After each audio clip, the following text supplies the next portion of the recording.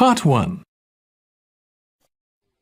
You will hear a man telephoning a sports club to ask about membership and facilities. First, you have some time to look at questions 1 to 4.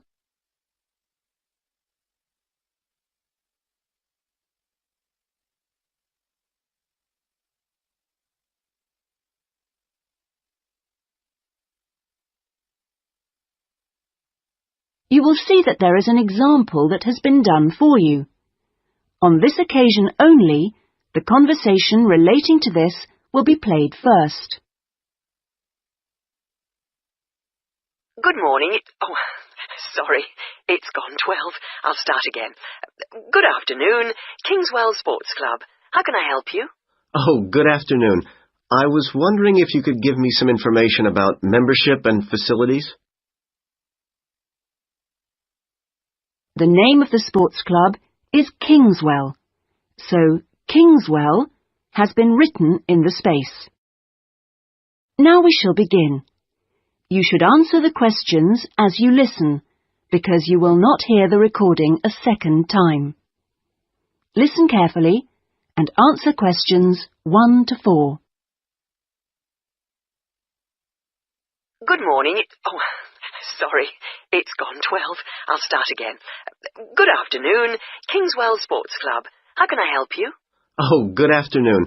I was wondering if you could give me some information about membership and facilities. Of course. What would you like to know? Do you have tennis courts, for example? No, I'm afraid we don't. We're primarily a golf club.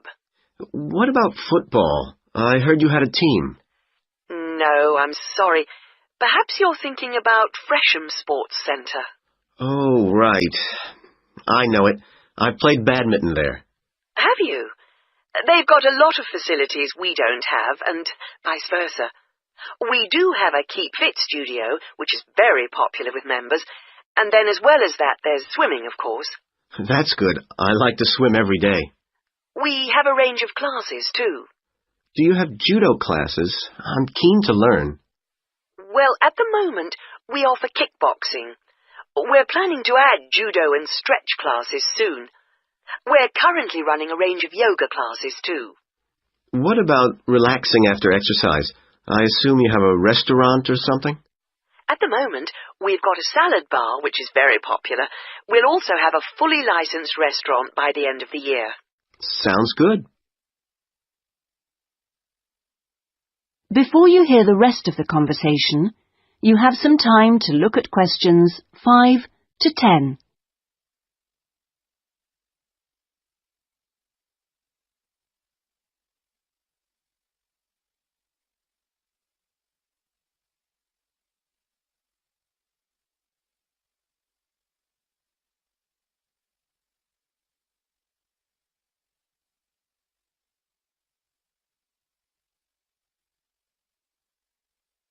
Now listen and answer questions 5 to 10. What kind of membership are you interested in? Not really sure. What are the options? Well, there are 3 different membership schemes. I see. What's the difference?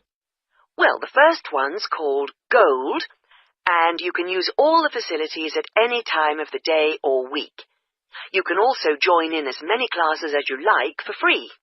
That sounds good. Is it very expensive? Well, you pay a £250 joining fee, and then it's £450. Oh, no, I'm sorry. It's just gone up by £50. Sorry about that. It's now £500 for the annual subscription fee. Right, got that. And what's the next type? Well, that's Silver. It's the same as Gold, except you have to pay a small fee of £1 per lesson for any you do, and you can only use the centre at certain times.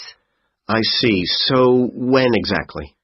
You can only use the facilities between 10 a.m. and 4:30 p.m. So I couldn't use the pool at 8 in the morning or evening then? That's right. Okay, and the price for that? Is the joining fee the same as for Gold? Actually, it's slightly less than the £250. It's £225, but the annual fee is only £300. Does that sound more like what you want? Well, it's still rather more expensive than I thought. I'm a student here in England, and I'm only here for 6 months. Ah, then the bronze scheme would probably suit you best. How is that different? Well, some of the facilities have restricted use. And do I have to pay for classes? Yes, it's £3 for each class you join. I see. And what are the hours then? Between 10:30 and 3:30 weekdays only, and you pay a £50 joining fee. The annual fee is £180. It works out at £15 a month, so that would be quite a lot cheaper. Oh, that should be all right. I could come in my free periods. What do I have to do if I want to join? Well, we book you in for an assessment with an instructor who will show you how to use all the equipment. If you want to organise a trial session and look around the centre, you'll need to speak to David Kinchley. Could you spell that, please? Yes, David, KynChley.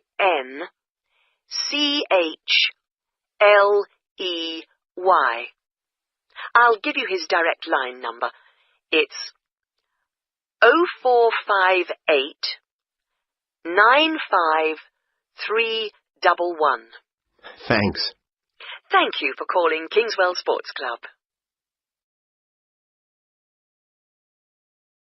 That is the end of Part 1. You now have 1 minute to check your answers to Part 1. Part 2. You will hear a local radio broadcast about the Rivendell City Theatre. First, you have some time to look at questions 11 to 16.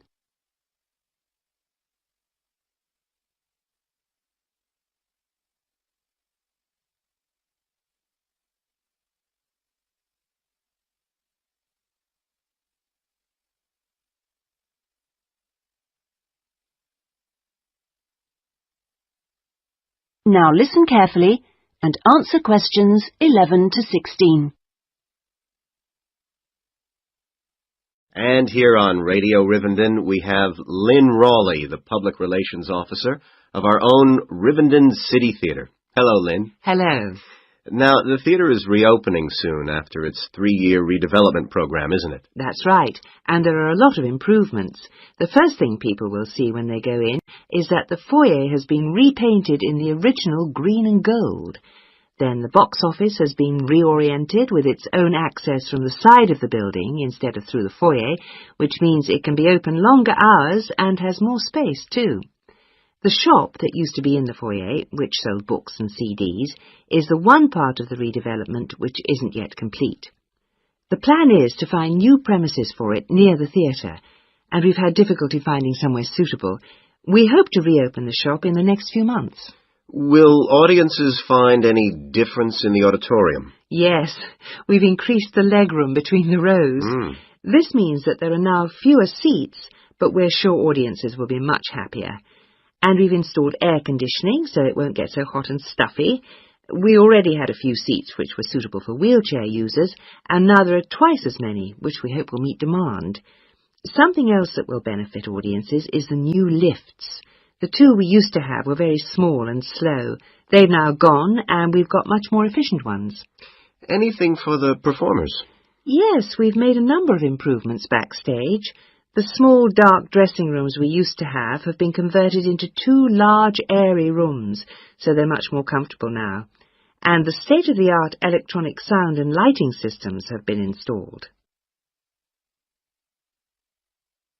Before you hear the rest of the talk, you have some time to look at questions 17 to 20.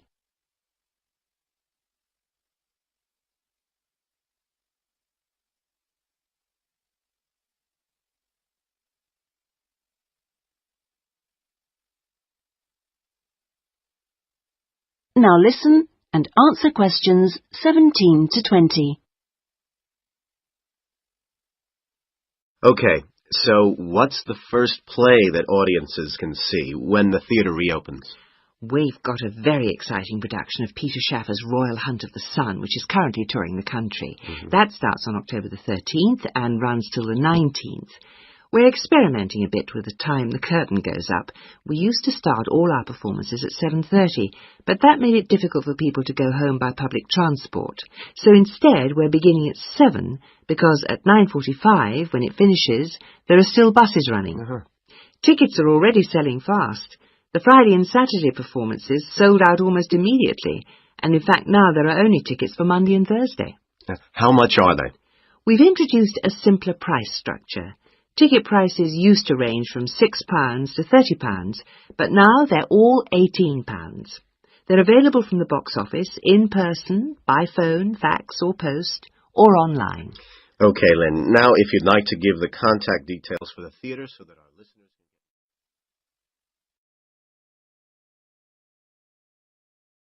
That is the end of Part 2. You now have 30 seconds to check your answers to Part 2. Part 3. You're going to hear a conversation between John and Anne, two students who are talking about their survey. Answer questions 21 to 26 first. You now have some time to read questions 21 to 26.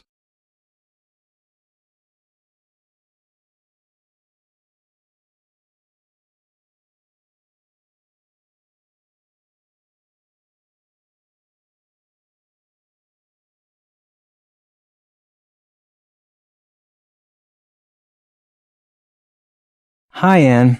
How's it going? Thank goodness I finished that survey on television watching and reading ability. What was your survey on? I told you before. I wanted to find out if there is any relationship between how fat students are and how many times they eat at fast food restaurants. That's right. I'd forgotten. Have you got your report finished? All the graphs and charts, that sort of thing? Almost done. What about you? All ready to present to the class, apart from one or two small things. Actually, my results are really interesting. Want me to tell you what I found? Sure, if you promise to let me tell you what I found. No problem. Anyway, look at this graph here. On the x-axis, I have the dependent variable reading level. How did you measure reading level?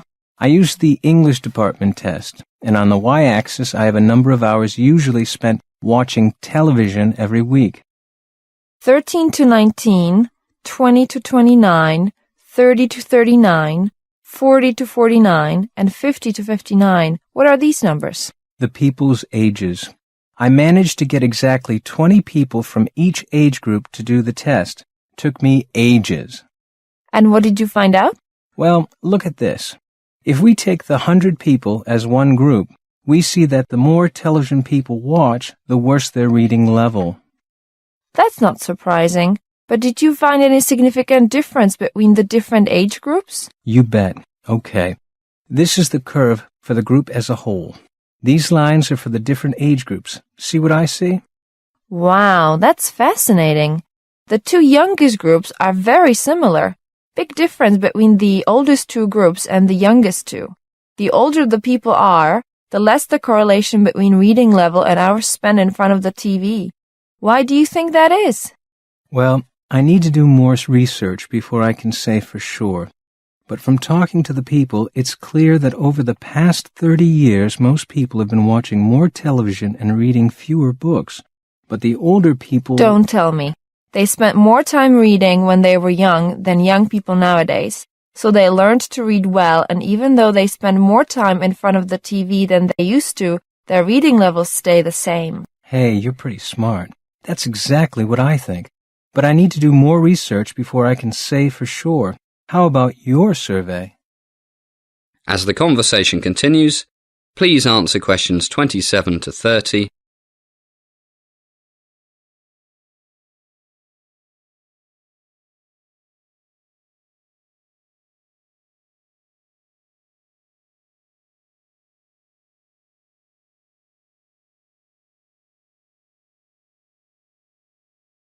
Nothing surprising. Well, actually, one thing is really interesting. Look, this is the number of times people usually go to a fast food place every week. And These are the percentages of people who are normal weight, overweight or obese, meaning really, really fat. Look, no fast food, only about 5% are obese. And look, 12 or more, about a third. And another graph, we have the number of hours they exercise every week. Wow, a big difference. More junk food, less exercise, more fat. I didn't think it would be so obvious. That's great work. Why do you think people who exercise more tend to eat less junk food? I asked everyone about that and found that people who care about their health do more exercise and eat fewer French fries and all that other greasy food, fast food stuff. Simple. That makes sense. But I see you found lots of people who eat the stuff more than once a day on average. I can't believe it. You'd be surprised. You're right. Hey, who's this guy? More than 12 a week? I bet it was Richard. He must weigh 260 kilos. And he's pretty short, all fat, no muscle. You're right. And he drinks tons of soft drinks. All that sugar. Okay, that's it. Healthy food only from now on. And get to the gym, fatty. That is the end of part 3. You now have 30 seconds to check your answers to part 3. Part 4. You're going to hear a lecture on corporate crime. You now have some time to read questions 31 to 40.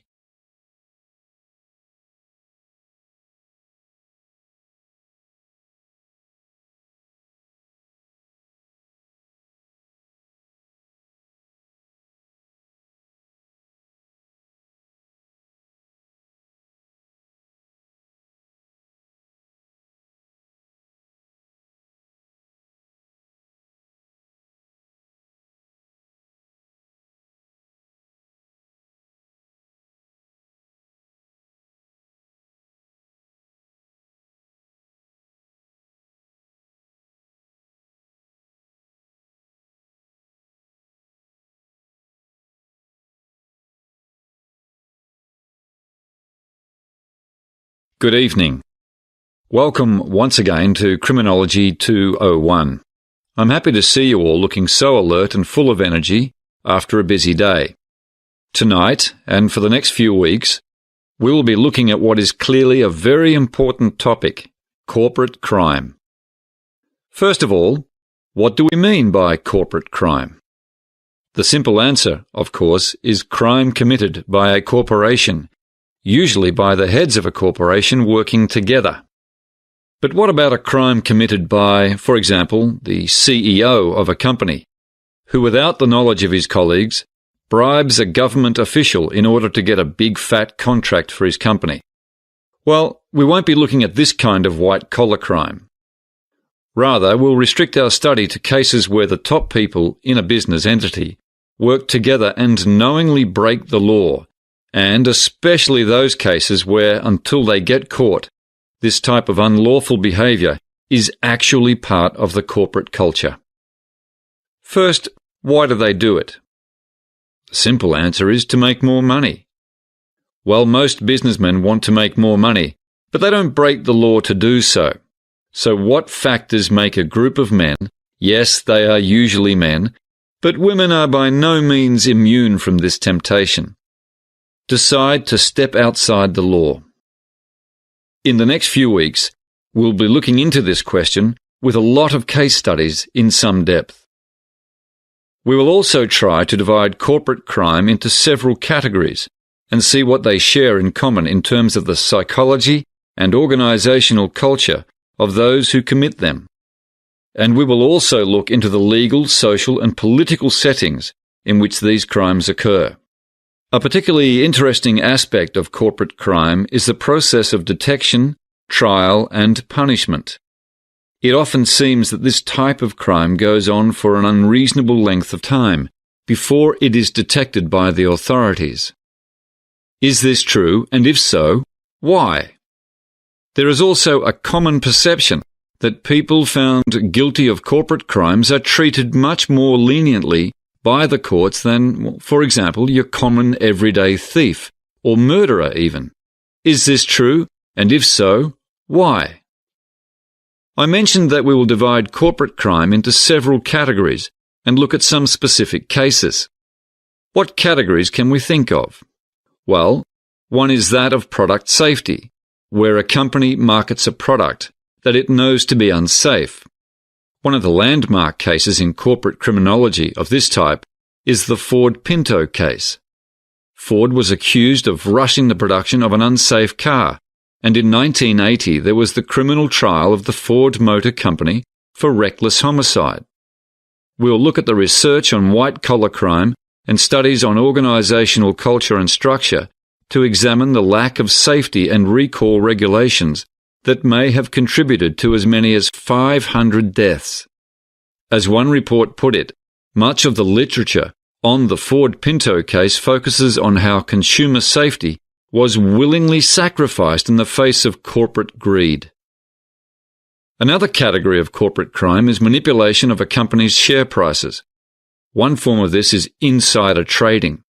Closely related and sometimes very difficult to prove is a kind of creative accounting, whereby, for example, profits are exaggerated in order to drive up a company's share prices. Take the Enron scandal. On November 29, 2001, the Wall Street Journal ran an article in which they reported that for years the company may have been President Bush's biggest financial backers, donating nearly $2 million to his campaigns. And it appeared that the Bush administration's national energy plan might have been in part an effort to help one of Bush's largest contributors. So we see politics creeping into this corporate crime question. That is the end of Part 4. You now have 1 minute to check your answers to Part 4. That is the end of the listening. Now turn to Part 1.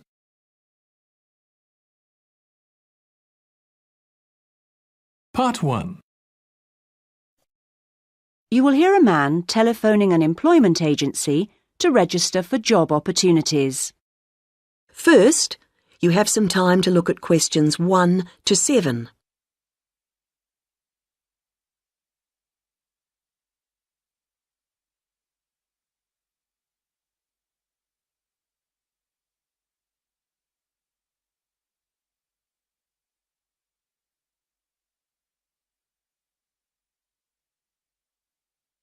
You should answer the questions as you listen, because you will not hear the recording a second time.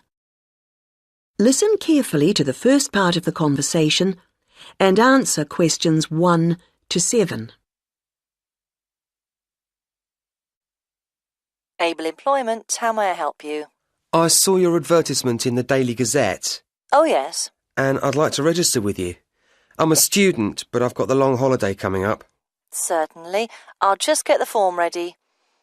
OK, let me take your details. Sure. Can I have your full name? It's Bowen. James Bowen. B-O-W-E-N. Right. And your address, please? Well, just now I'm staying at the youth hostel. I see. But I'm moving into a flat on Friday. Well, give me that one then. It's 4 Lion, like the animal, Road, Melford, MF4 5JB. OK. And then I need to have a phone number for you. I don't know the number at the flat yet, but I could give you my mobile. That's 09954 721 822. Would that do? For the time being. But if you can let me know your new number when you can. Of course. Now, qualifications. What qualifications have you got? I mean, post-16 qualifications. Well, I stayed on at school till 18 and got my A-levels. Fine. Anything else? You said you were a student. Yes, and then I've done 2 years at college, so I've got my history diploma, though I don't know how useful that'll be for getting a job. Well, it depends. Everything counts in some way. And I also did an IT course this year, and that got me my computer skills certificate, which I certainly hope is relevant. It's different anyway. That's all really. That's quite a good range. And what about on the practical side? What work experience have you got? Well, not too much, because I've mainly been studying. Yes. But 2 summers ago I worked just as general assistant in a hospital for about 3 months. It was quite hard, but very interesting. OK. Anything else? If you include part-time work... Oh, yes. I've often worked in the college holidays as a tour guide, showing visitors round. That's quite enjoyable, meeting people. I'm sure. Before you hear the rest of the conversation, you have some time to look at questions 8 to 10.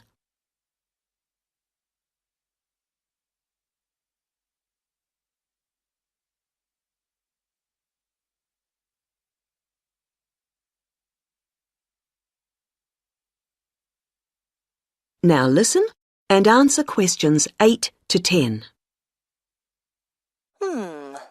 Now on to interests. There's space here for 2. What would you say? 2? Well, I like various sports, but I suppose we should put that I'm in the swimming club. I'm pretty committed to that. Yes, that sounds good. And for the other one, something different? I'm very keen on music too, and I love playing piano. I've been doing that for over 10 years now. Yes, I'll put that down. Well, that's more or less it for the time being. Uh-huh. Just one more thing. What I do need is your availability. Oh, yes. The college term finishes on June the 20th, and then I'm going to visit my parents. But I can be back and ready to start on June the 28th, if that seems okay. I'm sure it is. Now, what happens next is that I process this information, and then...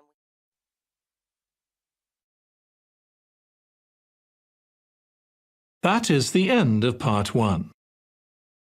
You now have 1 minute to check your answers to part 1.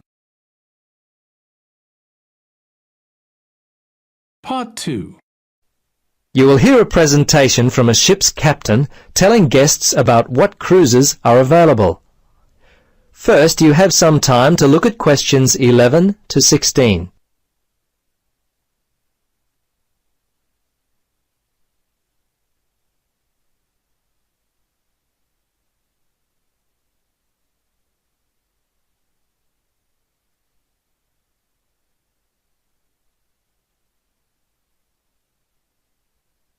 Now listen carefully and answer questions 11 to 16. Welcome to all our passengers. My name is Captain Gordon Peterson and I'm one of the 4 captains here at NZ Dreaming Cruises. My purpose in the next few minutes is to give you an overview of what cruises are available for you to choose from. Once you have decided which one you'd like to go on, from this central area we will board the boats for your individual cruises. I am assuming by now that you have read the brochures we sent to you, so I'll only take the time to mention the highlights of 3 of our cruises. Now we do have additional cruises on different days, but these are the 3 that we're offering passengers today. And please feel free to ask any questions you may have. Okay then, to begin. The Mitre Peak Lodge Cruise has consistently been one of the most popular cruises we offer. It's a 2-day sightseeing spectacular. You will see the original homestead of Donald Sutherland, who arrived in the area in 1877. It's a real treat to see such an old building. Most people are not actually able to go in. However, included in the $170 price, we offer a tour of the old home. The lodge itself is now used solely as a part of the Milford Track guided walk and is not available for any other accommodation. We will arrive at the Mitre Peak Lodge and there spend the first night and next day before cruising home. The Milford Sound Cruise is next. We used to operate this one daily from the wharf situated in Freshwater Basin, but recently we've upgraded the experience to a 3-day, $240 voyage. Up until 1979, this area was also used as an anchorage for the Milford fishing fleet. We offer an opportunity to go fishing on this one. Don't worry if you don't know much about fishing. We also include a free fishing lesson with the cruise. You anglers won't want to miss this one. Our next cruise is more for the outdoor adventurer. We've called it Adventure Bound. This 4-day trip starts with a visit to Lion Mountain. Rising to a height of 1,302 metres, or 4,272 feet, you had better be sure to pack your climbing boots. Now don't worry if you don't have any. boots and basic outdoor survival skills are included in the $340 price. On day 2, we go whitewater rafting, and if there's still snow on the mountain, we'll have a chance to go skiing. Before you listen to the rest of the presentation, you have some time to look at questions 17 to 20.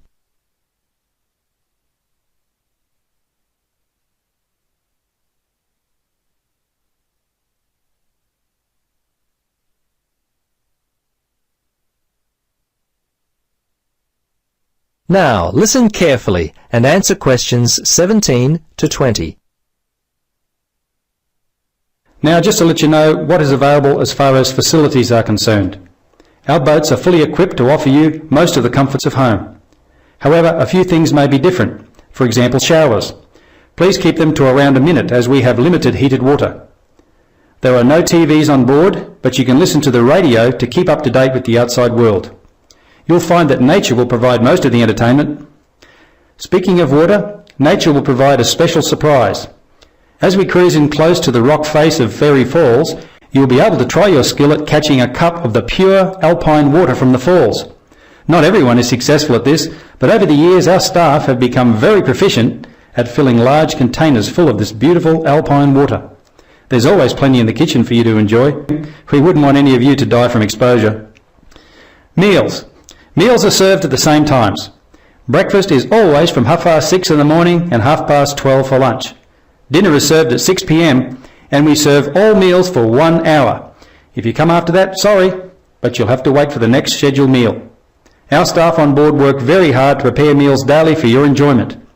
All we ask is that when you finish your meal, you take your time to wash any dishes you use and place them on the main counter. Our staff will put them in the kitchen, and your cooperation here would greatly assist us in helping run the cruise. Okay, that's enough from me. Let's board the boats. Have a great time.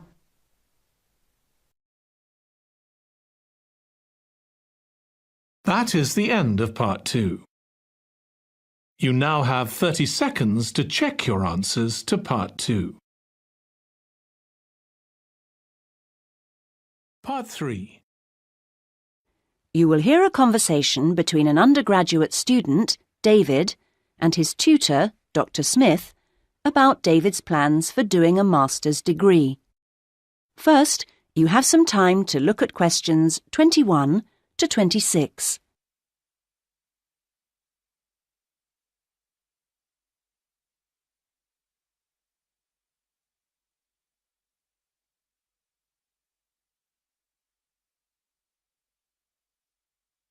Now listen to the first part of the conversation and answer questions 21 to 26. Right. Well, David, I think it's a good idea to talk a little about your plans for going on to do an MA.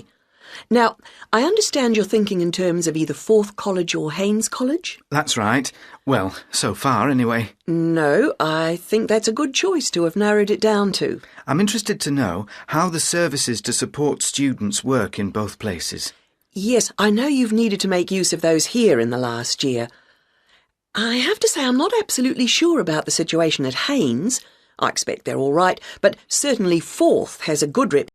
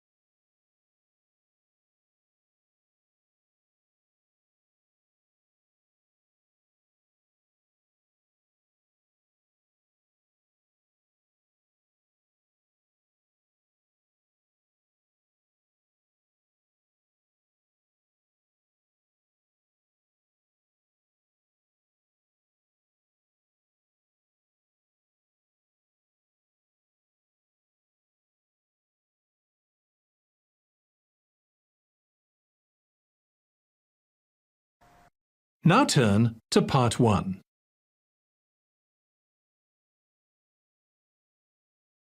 Part 1.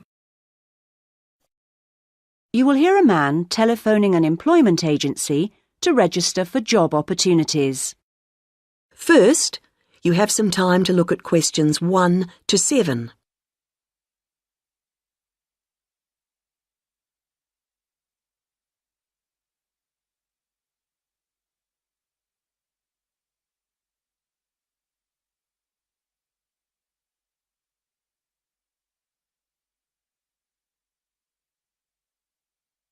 You should answer the questions as you listen, because you will not hear the recording a second time. Listen carefully to the first part of the conversation and answer questions 1 to 7. Able Employment, how may I help you? I saw your advertisement in the Daily Gazette, Oh, yes. and I'd like to register with you.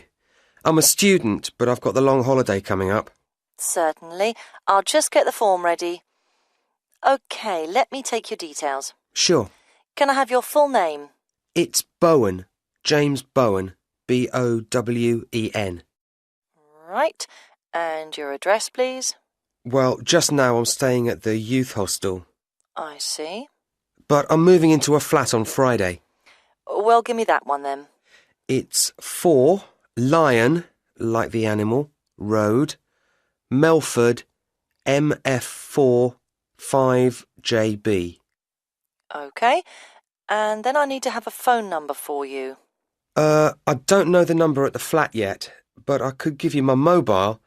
That's 09954 721 822. Would that do? For the time being. But if you can let me know your new number when you can. Of course. Now, qualifications. What qualifications have you got? I mean, post-16 qualifications. Well, I stayed on at school till 18 and got my A-levels. Fine. Anything else? You said you were a student. Yes, and then I've done 2 years at college, so I've got my history diploma, though I don't know how useful that'll be for getting a job. Well, it depends. Everything counts in some way. And I also did an IT course this year, and that got me my computer skills certificate, which I certainly hope is relevant. It's different anyway. That's all really. That's quite a good range. And what about on the practical side? What work experience have you got? Well, not too much, because I've mainly been studying. Yes. But 2 summers ago I worked just as general assistant in a hospital for about 3 months. It was quite hard, but very interesting. OK. Anything else? If you include part-time work... Oh, yes. I've often worked in the college holidays as a tour guide, showing visitors round. That's quite enjoyable, meeting people. I'm sure. Before you hear the rest of the conversation, you have some time to look at questions 8 to 10.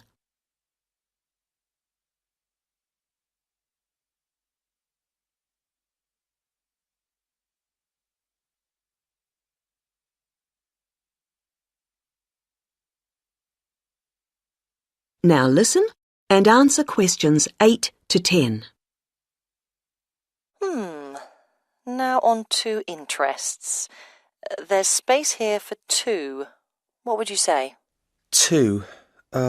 Well, I like various sports, but I suppose we should put that I'm in the swimming club. I'm pretty committed to that. Yes, that sounds good. And for the other one, something different? I'm very keen on music too, and I love playing piano. I've been doing that for over 10 years now. Yes, I'll put that down. Well, that's more or less it for the time being. Uh-huh. Just one more thing. What I do need is your availability. Oh, yes. The college term finishes on June the 20th, and then I'm going to visit my parents. But I can be back and ready to start on June the 28th, if that seems okay. I'm sure it is.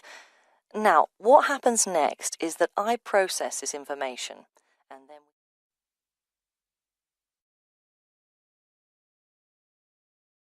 That is the end of Part 1.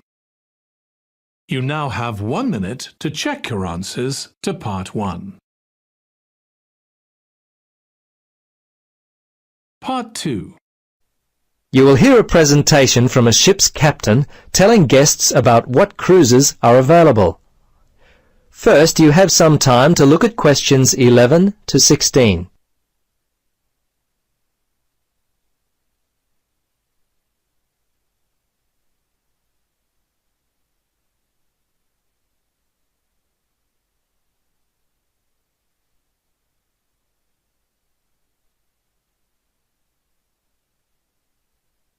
Now listen carefully and answer questions 11 to 16. Welcome to all our passengers. My name is Captain Gordon Peterson and I'm one of the 4 captains here at NZ Dreaming Cruises. My purpose in the next few minutes is to give you an overview of what cruises are available for you to choose from. Once you have decided which one you'd like to go on, from this central area we will board the boats for your individual cruises. I am assuming by now that you have read the brochures we sent to you, so I'll only take the time to mention the highlights of 3 of our cruises. Now we do have additional cruises on different days, but these are the 3 that we're offering passengers today. And please feel free to ask any questions you may have. Okay then, to begin. The Mitre Peak Lodge Cruise has consistently been one of the most popular cruises we offer. It's a 2-day sightseeing spectacular. You will see the original homestead of Donald Sutherland, who arrived in the area in 1877. It's a real treat to see such an old building. Most people are not actually able to go in. However, included in the $170 price, we offer a tour of the old home. The lodge itself is now used solely as a part of the Milford Track guided walk and is not available for any other accommodation. We will arrive at the Mitre Peak Lodge and there spend the first night and next day before cruising home. The Milford Sound Cruise is next. We used to operate this one daily from the wharf situated in Freshwater Basin, but recently we've upgraded the experience to a 3-day, $240 voyage. Up until 1979, this area was also used as an anchorage for the Milford fishing fleet. We offer an opportunity to go fishing on this one. Don't worry if you don't know much about fishing. We also include a free fishing lesson with the cruise. You anglers won't want to miss this one. Our next cruise is more for the outdoor adventurer. We've called it Adventure Bound. This 4-day trip starts with a visit to Lion Mountain. Rising to a height of 1,302 metres, or 4,272 feet, you had better be sure to pack your climbing boots. Now don't worry if you don't have any. Boots and basic outdoor survival skills are included in the $340 price. On day 2, we go whitewater rafting, and if there's still snow on the mountain, we'll have a chance to go skiing. Before you listen to the rest of the presentation, you have some time to look at questions 17 to 20.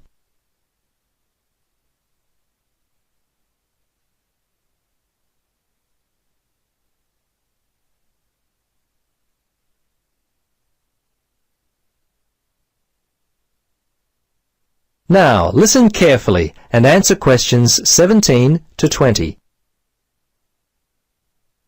Now, just to let you know what is available as far as facilities are concerned. Our boats are fully equipped to offer you most of the comforts of home.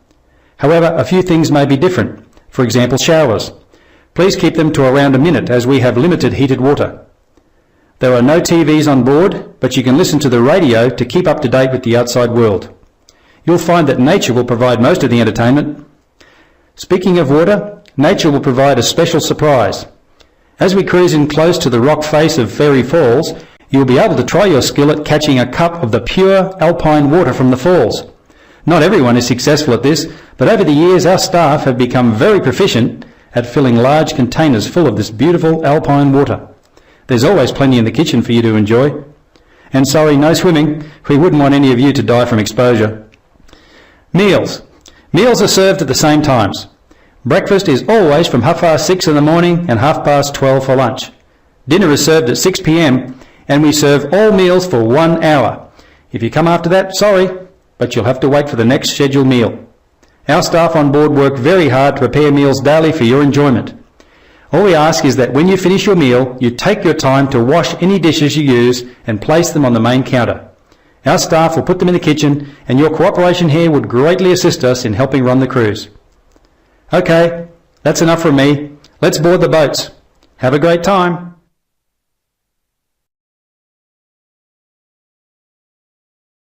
That is the end of part 2. You now have 30 seconds to check your answers to part 2. Part 3. You will hear a conversation between an undergraduate student, David, and his tutor, Dr. Smith, about David's plans for doing a master's degree. First, you have some time to look at questions 21 to 26.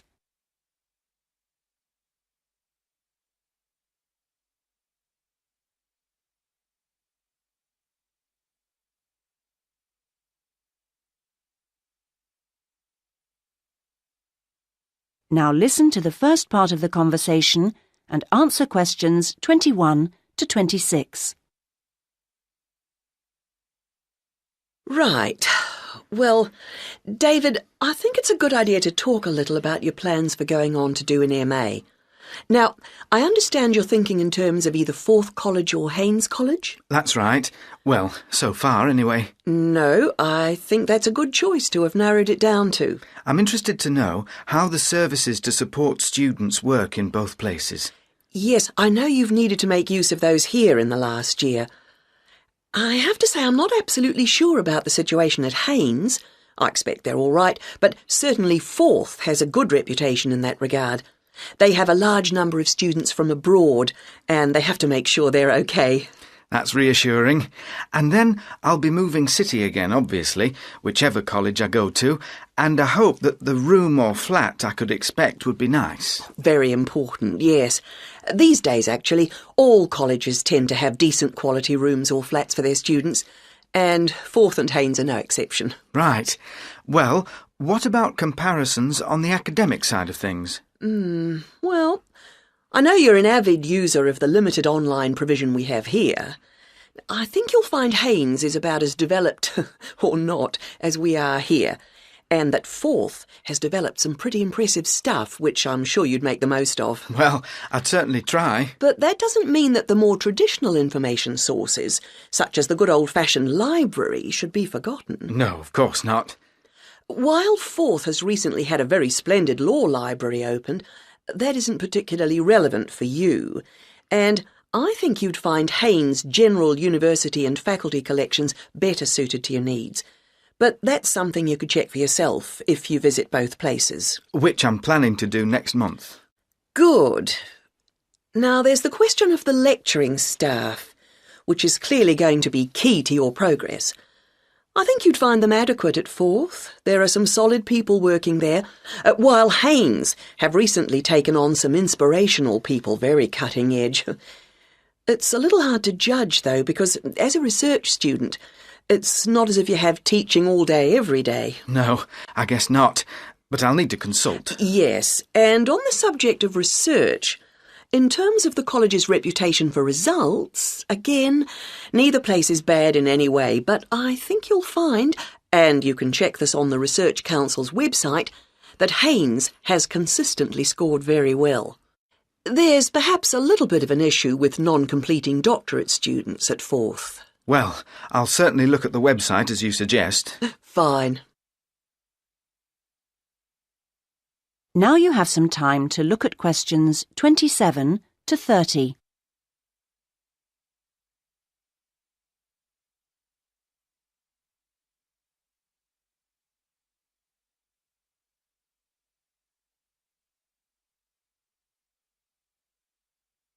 Now listen to the rest of the conversation and answer questions 27 to 30. I'm still a bit anxious about making this next step. I know the level of competition is very high, especially in my area. It makes me feel rather daunted, and I wonder if in a new place I may be out on my own, if you know what I mean, compared to the sense of community here. I suppose it'll be down to my determination to succeed to get me through. Well, do remember how you felt when you arrived here. I'm sure you'll get on anywhere in the end. I hope so. And of course, you still don't know exactly where you want to end up. By the time you've completed your masters, you'll have a clearer idea of whether you want to progress to doctorate level. It's possible, I suppose, that you'll begin to see how much you might be interested in picking up some bits of lecturing earlier than that, since your area's fairly specialised, and may put you in demand sooner than you think. To establish yourself in your area of expertise, it would be sensible to think in terms of getting your stuff into one or two of the journals, converting parts of your dissertation into suitable formats for them. That'll stand you in good stead, whatever else you decide to do. That sounds like good advice, thanks. Actually, I think master's level studying has improved in some ways over the last few years. The internet you love so much was always going to make all kinds of studying easier. Or that's the idea, anyway. I'm not sure it really has the impact you might think. What I've found impressive is the way courses have developed to be more adaptable, more able to fit in with all the other demands in people's lives. So, while the exams and assignments you all have to do may not have shifted much, at least a wider range of students are now able to benefit from education at the higher levels. I just wish I could be sure I was always making the best use of my opportunities. At the end of each week, I usually feel I could have got more done, arranged things differently, been more efficient somehow. I've got a lot better at taking down notes during seminars and lectures, which means, I think, that my written work has benefited to some degree, so there's progress on some fronts at any rate. Yes, it's interesting seeing... That is the end of part 3. You now have 30 seconds to check your answers to part 3. I'm going to talk about a field trial that was carried out on heat pumps. But first, some background. The UK has adopted a very ambitious target for reducing carbon emissions. 27% of British carbon dioxide emissions come from the energy used in homes, so around a quarter of all reductions must also come from that sector rather than industry. So it's not surprising that the government, private companies and independent agencies have been looking into green energy alternatives. At present, the most popular green energy, from a range which includes wind, biomass heating and ground heat, is solar. This has been the most readily accepted by the public. However, the field trial I've looked at researched heat pump technology. Heat pump technology is relatively new to the UK market, and because there is such limited experience of this technology, people have been reluctant to invest in it. So, a field trial was needed to monitor this in a sample of heat pumps in real situations. The heat pumps in this trial are used for the same reason you'd use a boiler, but rather than burning a fuel to produce heat, they move heat from a low-temperature heat source and pump it to a higher temperature where it can be used to provide central heating or domestic hot water. Most heat pumps take heat from either the ground or the air, but water from ponds or rivers may occasionally be used. The general advice in the UK is that the temperature of the hot water stored in a cylinder should be periodically put up to 60 degrees centigrade to kill off bacteria. It is sometimes necessary to use an electric immersion heater to achieve this temperature, as most heat pump installations will be designed to produce domestic hot water at temperatures between 50 and 55 degrees centigrade.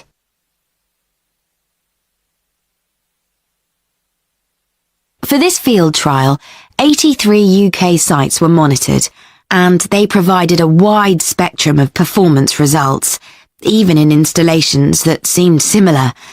Some installations performed as well as heat pumps studied in European field trials, but many failed to meet these levels. This field trial monitored 2 central heating systems, radiators, and the increasingly popular underfloor systems. The observations of the field trial led to some key conclusions. One was that heat pumps are sensitive pieces of equipment. In some of the early installations, there were problems because the engineers hadn't fitted the heat pump correctly. This observation emphasises the need for better training for everyone involved in the installation. Many different systems were monitored in the field trial, and it was found that in most cases, designs which were simple were more efficient. So this is something which both pump manufacturers and installers should bear in mind. Many customers mistakenly came to the conclusion that their system wasn't working as well as they'd expected. However, when this was further investigated, it was found that they had not realised how to regulate the controls properly.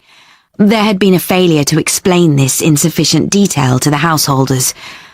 And it was often the case that for the installation, all sorts of workmen might be involved. For example, a groundworks contractor, a plumber, a heat pump installer, and an electrician. It was obvious that a supervisor should be appointed to oversee and be responsible for the whole installation. So, what are the implications of this technique? Now turn to Part 1.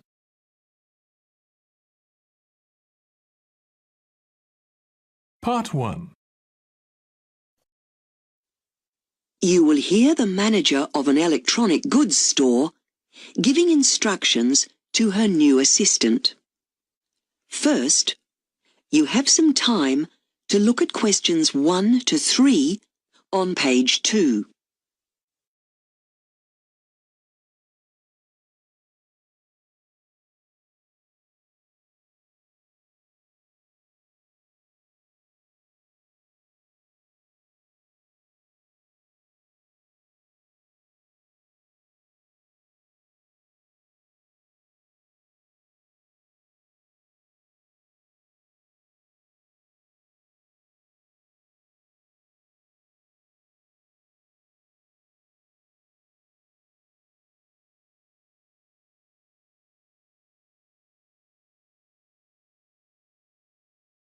Hello, come in and take a seat. Oh, thanks. Good. And how can I help you? Well, I'd quite like to join this international social club, and I was hoping you could help me. Yes, no problem. Let me just get the form up on my screen and I'll fill in your details. Let's see. Yes, here we are. Okay, the first thing we need is your name. Jenny Fu. That's F-O-O. Okay, great. And can you tell me how old you are, Jenny? I'm 21. Great. And how long have you been here in Australia, by the way?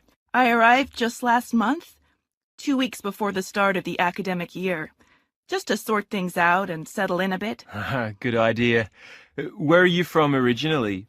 I'm from Kuala Lumpur. That's where I was born and brought up. So you're Malaysian, are you? That's right. Though I lived in the United States for a couple of years when I was a teenager. We went there for my father's job. Right. And can you tell me your current address, please? Sure. Just at the moment, I'm lodging with a family at 13 Anglesey Road in Bondi. Okay, let me just type that in. 13. How do you spell Anglesey, by the way? It's spelled A-N-G-L-E-S-E-A. Thanks. That's quite a long way from the city centre, isn't it? Is it a problem getting into the city centre? Not really, because the buses are good and it's a nice, quiet area to live in. That's true. So I guess you must have a cell phone number you can give me so we can keep you informed of events and so on. Yes. Let me just have a look. It's a new one, so I haven't learned the number yet. Here it is. It's 040-422-9160. 422-9160. Okay, good. And you like the family you're living with? Sure. They've got a little boy who is quite noisy, but he's really no trouble. Fine. Now, let's see, what's next? Yep. Can you tell me what you do? I mean, are you working or studying? Well, at the moment, I'm doing a temporary job with a company here in Sydney. I'm an economist, in fact. Okay. And how long do you think you'll be here in Sydney?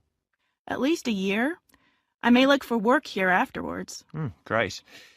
Now, you want to join the International Social Club, and it will be good to know a bit about your free time interests as well. What do you like doing? Well, I'm quite musical, and I really enjoy singing. Mm-hmm.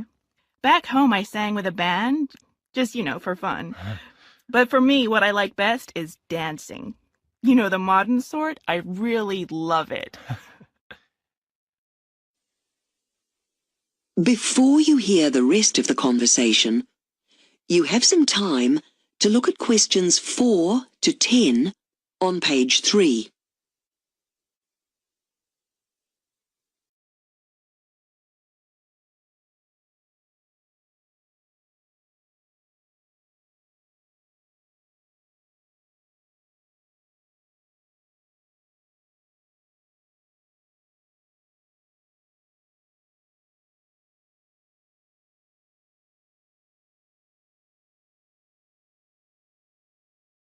So, how are you getting on here? I mean, your level of English is better than most people who come from overseas to work. And you've got a really nice American accent, so I don't suppose you have any communication problems in the office. Though you might find some of our Australian slang more difficult to understand. Well, a bit. But I haven't met that many Australians yet, outside of work, I mean. Right. But could you tell me a bit about the International Club now I've joined? Sure. We've got, let's see, currently about 50 members, but people join all the time, so I should think that figure will go up. Last year, we had 30 members, and the year before, just 18, so we're growing and getting better known. I reckon that at this rate, next year we'll have about 80. And does the club hold regular meetings? Yes, every second Thursday evening, in fact, so a couple of times a month. Though, of course, when you start making friends, you'll be getting together with them more often than that, I guess. The next meeting will be next Thursday, if I'm not mistaken. Yes, that's right.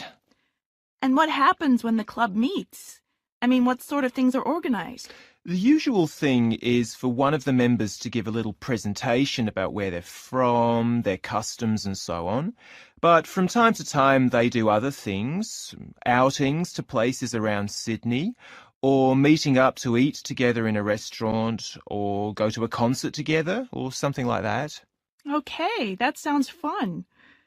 And the members aren't just people from other countries? Non-Australians, are they? No, not at all. The main point of the club is to give people like you the chance to mix in more with people from this country, people of all ages. You'll find us very friendly. I think the contact has a positive effect on visitors to this country. And in fact, it affects us locals positively as well. It's a sort of intercultural experience for everybody. And of course, you should get the chance to do all sorts of activities with other members of the club if you want to. It's not just for talking. And hopefully you'll make friends with people who have similar interests. It sounds great. I'm really looking forward to the first meeting.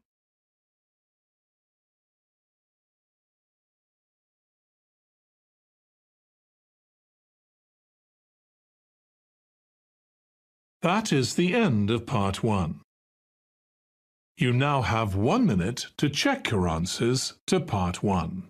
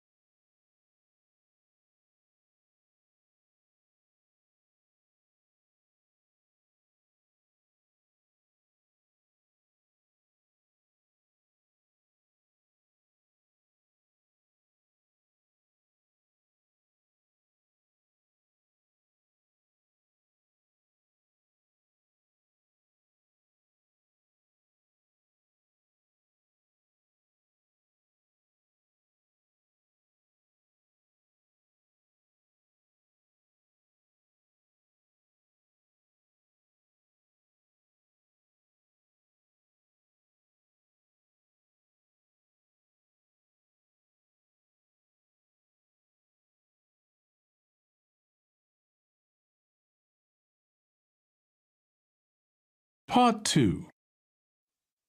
You will hear the leader of a college camping club talking to members about a cycling holiday that they are going to have together. First, you have some time to look at questions 11 to 16 on page 4.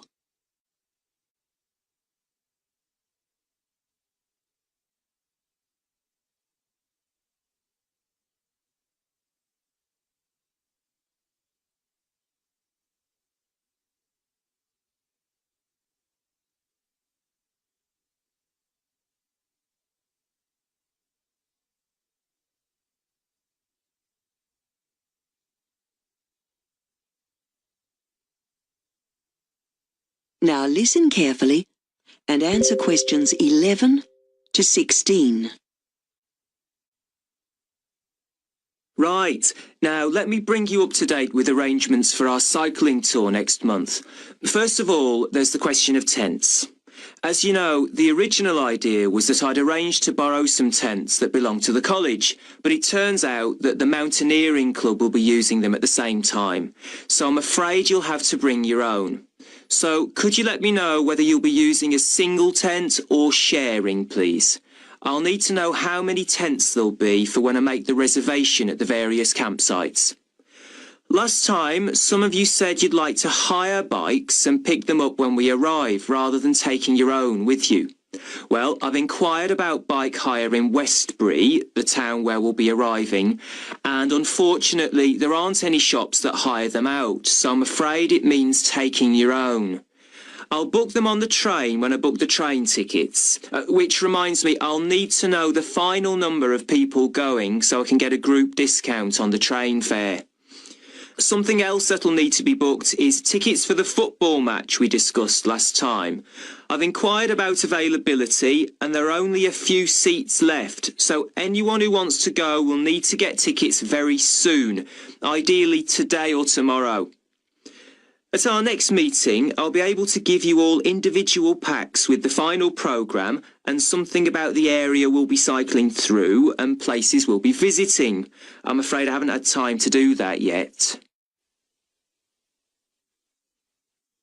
Before you hear the rest of the talk, you have some time to look at questions 17 to 20 on page 5.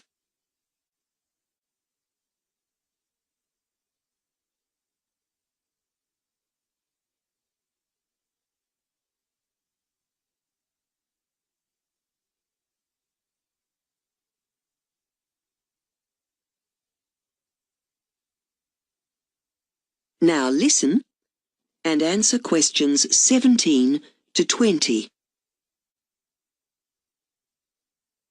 Now I'll tell you briefly about some of the attractions in the places we'll be staying at.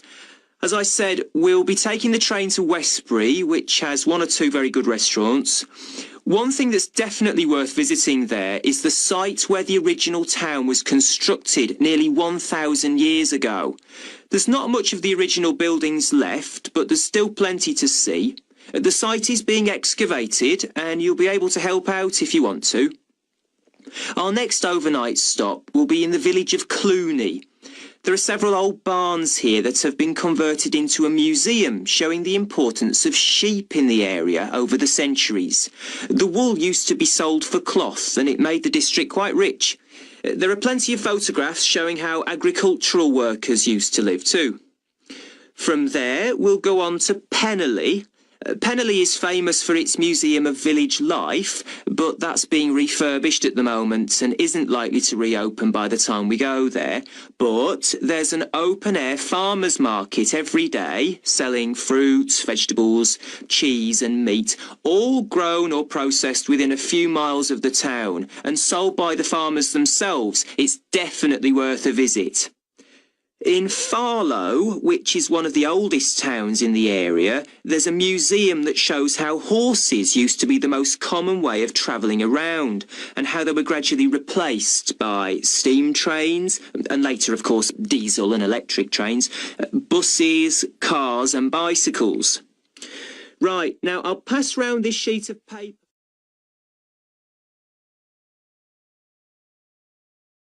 That is the end of part 2. You now have 30 seconds to check your answers to Part 2.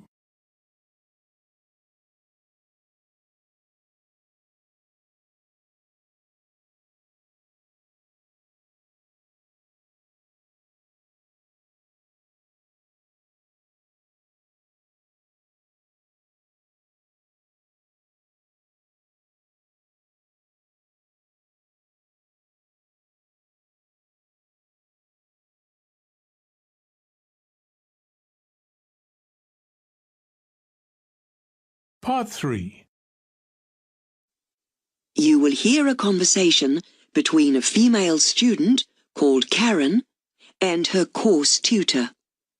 First, you have some time to look at questions 21 to 27 on page 5.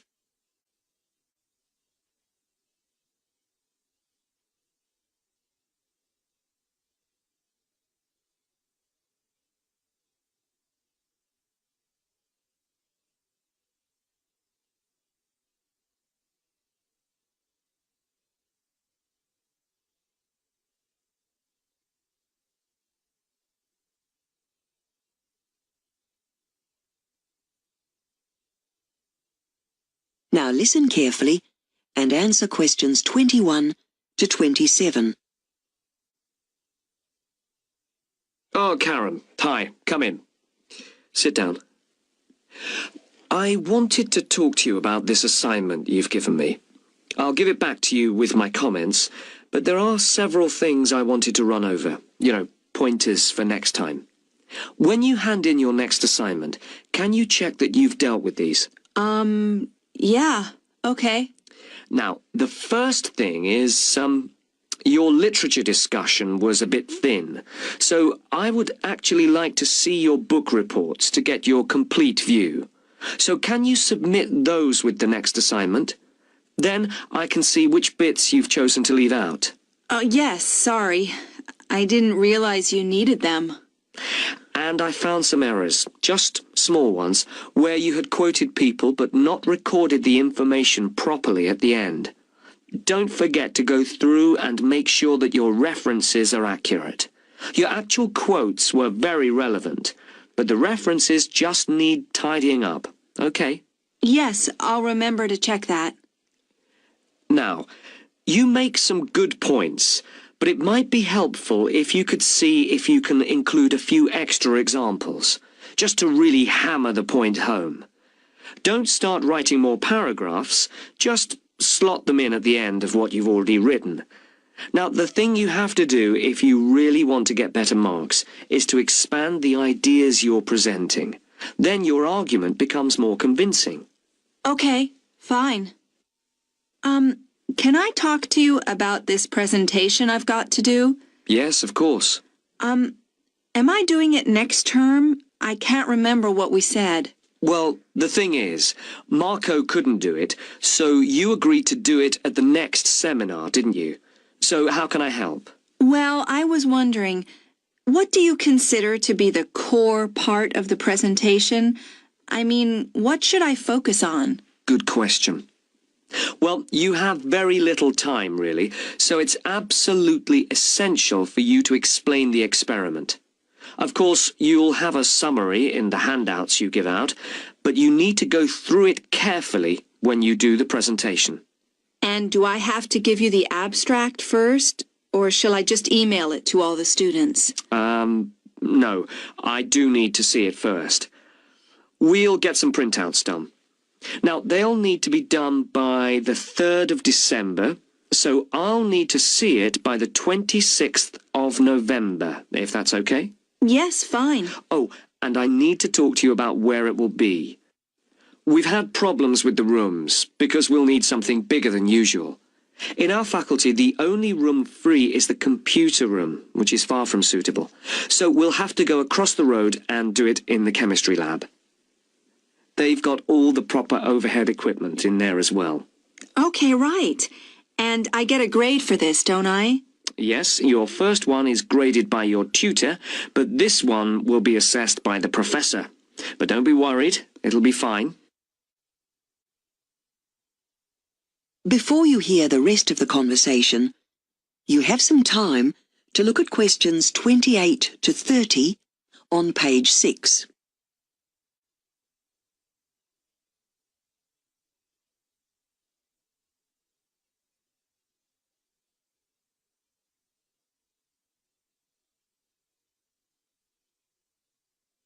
Now, listen and answer questions 28 to 30. Oh, and I've sorted out my modules for next year. You asked me to tell you my choices. Yes. What have you decided? Oh, it was really difficult to decide. I've already done the data collection one, so that wasn't really a choice. I couldn't make up my mind between language and society and communication skills. I read the syllabuses, but they sound more or less the same to me. Anyway, I went for communication skills in the end because I know the lecturer. Actually, social interaction seems to cover much the same ground, so I didn't bother with that either.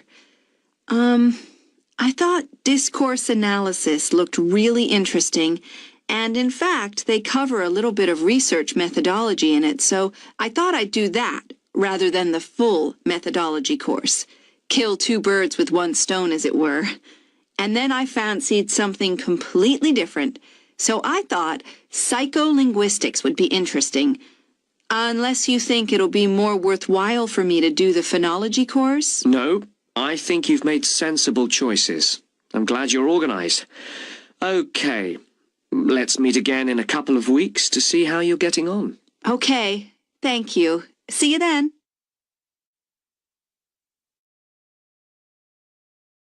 That is the end of part 3. You now have 30 seconds to check your answers to part 3.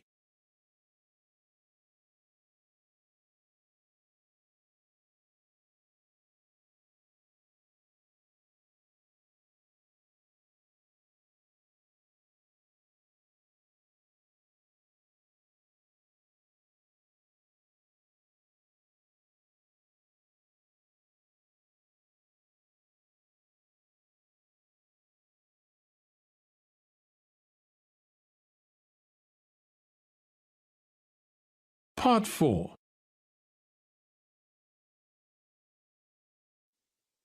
You will hear a talk given by a specialist at a zoo about the implications of the extinction of species. First, you have some time to look at questions 31 to 40 on page 7.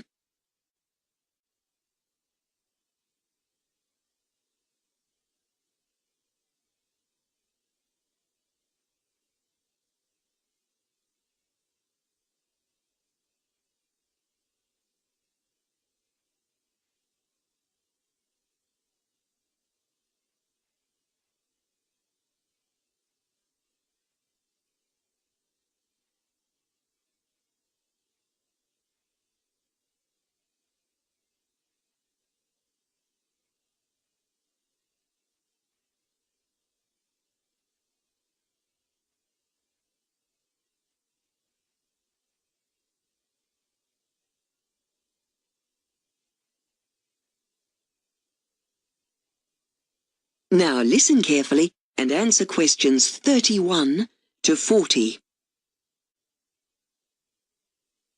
Good afternoon. From my work as curator at the Brisbane Zoo, it is becoming increasingly obvious to me that the animal world is a highly endangered one. It sometimes seems as though a new species is added to the endangered list every day, and a great deal of this is due to human activity. You may have read about the orange-bellied parrot colonies in South Australia. These are under threat from wind farms. So even our attempts to save energy can have a negative impact. A further example is provided by the expansion of our cities. Here in Australia, many species of frog are losing their habitat as a direct result of this urban development. What's more, thanks to the increasing use of pesticides, fewer insects are surviving. Many species depend upon these as a food source, birds in particular, and so their numbers are declining as well. So, even in rural areas, we are having a damaging effect on species. In fact, when our farmers choose to grow large amounts of one staple crop each year, corn is a perfect example, this often results in the greater need for chemicals and fertilisers, which has a devastating effect on local wildlife. Clearly, something needs to be done about this. However, very little can be achieved without full public support, and our general attitude is not always a positive one. Of course, it is easy to get people interested in animals such as the panda. Thanks to the attention it is given in the media, people are very aware of its plight and so are willing to give a great deal of support. However, it is not so easy to attract sympathy for those essential smaller species such as insects. They may seem insignificant, but these tiny creatures have an enormous effect on our ecosystem. And it isn't only size that is a problem when it comes to our attitude towards animals. There are certain animals that we would prefer to simply ignore for various reasons. Firstly, we might do this because of fear. That is the normal reaction when people see a shark or a snake, for example.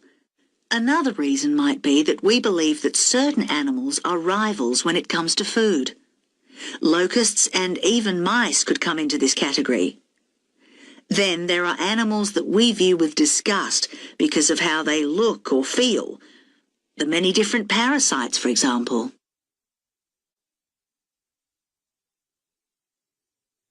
You may well ask, what does it matter if any of these species dies?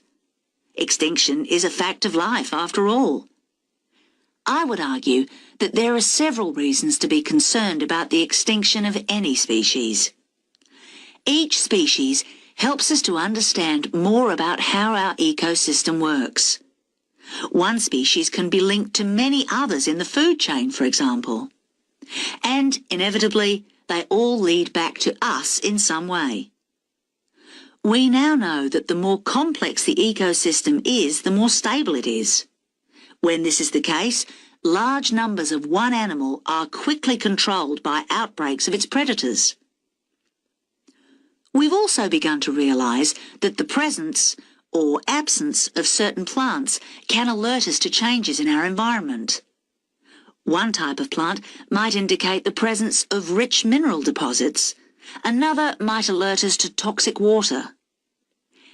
And so even seemingly insignificant species can be helpful and beneficial to us.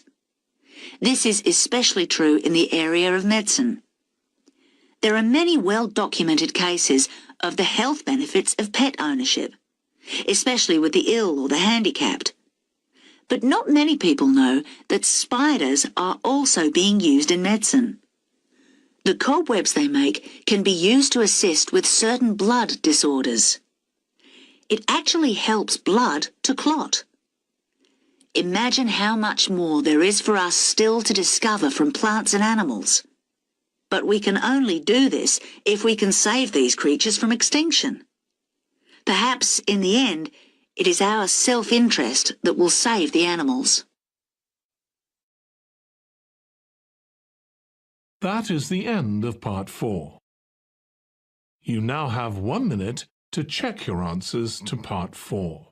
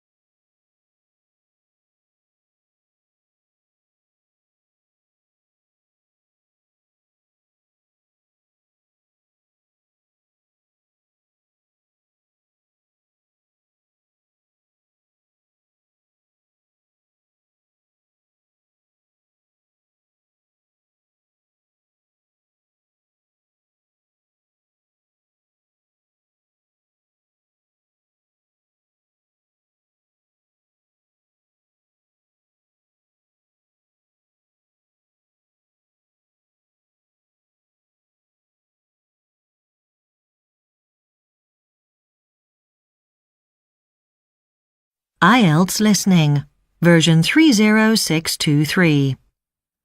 You will hear a number of different recordings, and you will have to answer questions on what you hear. There will be time for you to read the instructions and questions, and you will have a chance to check your work. All the recordings will be played once only. The test is in 4 sections. Write all your answers in the listening question booklet. At the end of the test, you will be given 10 minutes to transfer your answers to an answer sheet. Now turn to section 1 on page 2 of your question booklet.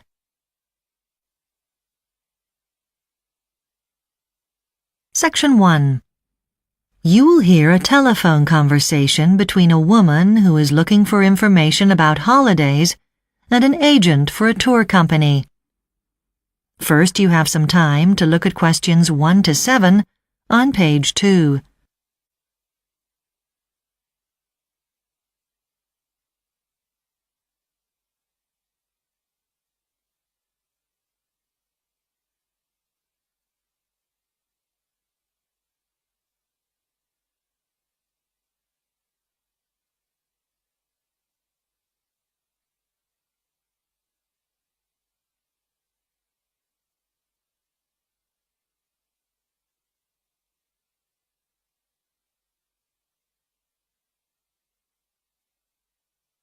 You will see that there is an example that has been done for you. On this occasion only, the conversation relating to this will be played first. Asia Pacific Tours, can I help you? Yes, I've been looking at your website, and I'd like some more information about your activity holidays. Certainly. You know, of course, the prices of the tours include stays in 3-star hotels, and they include airfares. Great. What about your tour of Vietnam? My sister went there last year and loved it.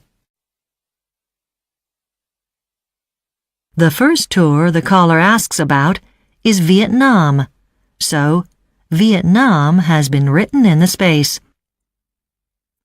Now we shall begin. You should answer the questions as you listen, because you will not hear the recording a second time. Listen carefully and answer questions 1 to 7. Asia Pacific Tours, can I help you? Yes, I've been looking at your website, and I'd like some more information about your activity holidays. Certainly.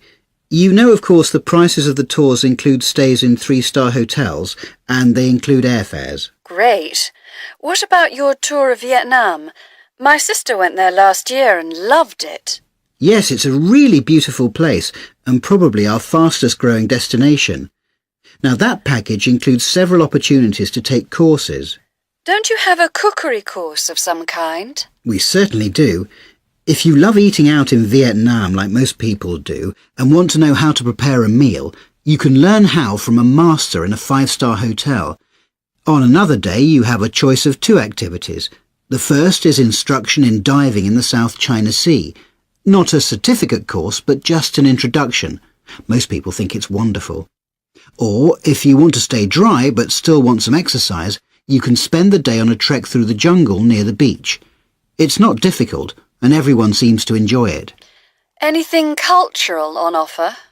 We used to take people to a Vietnamese opera, but that didn't prove so popular. So now we include a dance show, and our clients all rave about that. They say the colours are just magnificent. What's the cost? I've just noticed it's now a special price. The holiday used to be £1,600, but it's just been reduced to £1,450, so you do save quite a bit. And as I said, it seems to be our up-and-coming tour. Well, let's see. Perhaps you could tell me a little about the Hong Kong tour. I notice it includes a walk in the hills of one of their country parks, where you have the chance to see birds of all sorts. Yes, that's a very popular activity. People don't realise that Hong Kong isn't just a crowded city. That's a half-day activity, and you go with a trained escort, and it includes dinner in a monastery where you end your day.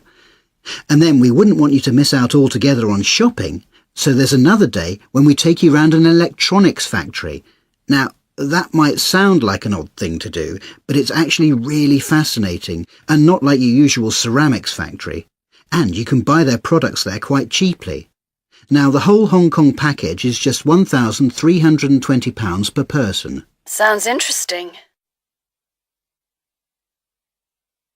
Before you hear the rest of the conversation, you have some time to look at questions 8 to 10 on page 2.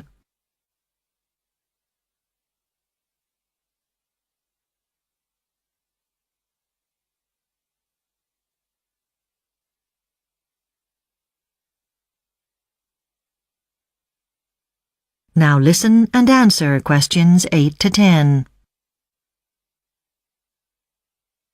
But let me find out about one more place. I've always wanted to go to Korea, but not on this trip. And I've been to Thailand, which I loved. But what about your Japan package? Good choice.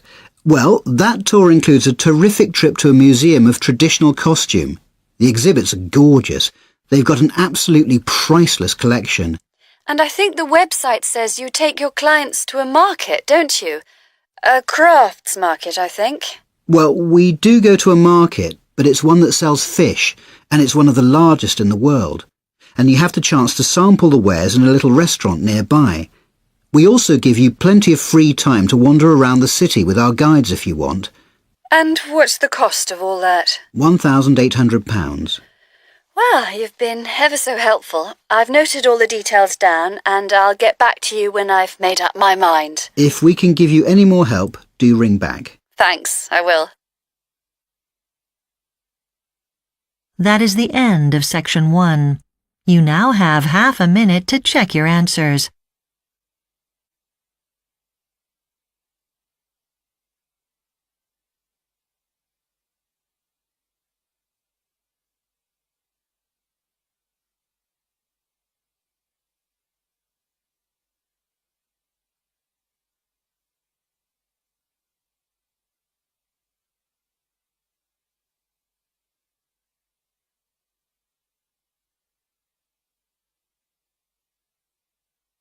Now turn to section 2 on page 3.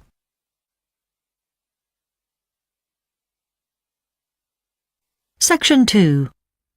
You will hear the organizer of a weekend dancing course for adults welcoming a group of participants to the community center where the course is being held. First, you have some time to look at questions 11 to 14 on page 3.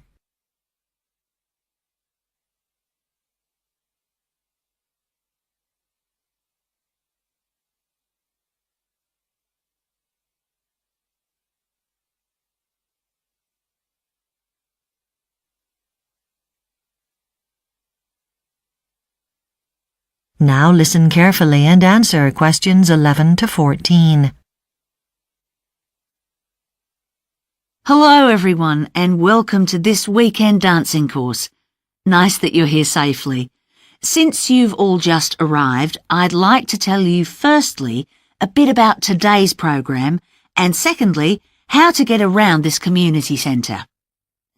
Firstly, straight after this talk you'll go off to the office where you should check in at the registration desk. Make sure you're wearing the name tags that we posted you out in the mail last week. The staff there will give you each a cloth bag as a little present from us to keep your dancing shoes in for the weekend. Other things useful to take to class each day will be a bottle of water, hopefully you've all brought one with you, and a towel for your face if it's hot and you feel you need one. Also at registration, you can pick up a list for the level class that you're in, so you can start learning people's names. After checking in, this first afternoon is free for everyone. You could use this time to start thinking about your costumes for the final show, but we won't be making them until tomorrow. For those of you who are interested, there's a lecture this afternoon in the main hall on the history of dance. Or you could practice for Sunday's concert in the music room. There is also an informal gathering planned for tonight, consisting of mainly easy dances where you can get to know each other. The tests of different levels won't be held until the final afternoon, so there's no need to worry about those yet. Before you hear the rest of the talk, you have some time to look at questions 15 to 20 on page 4.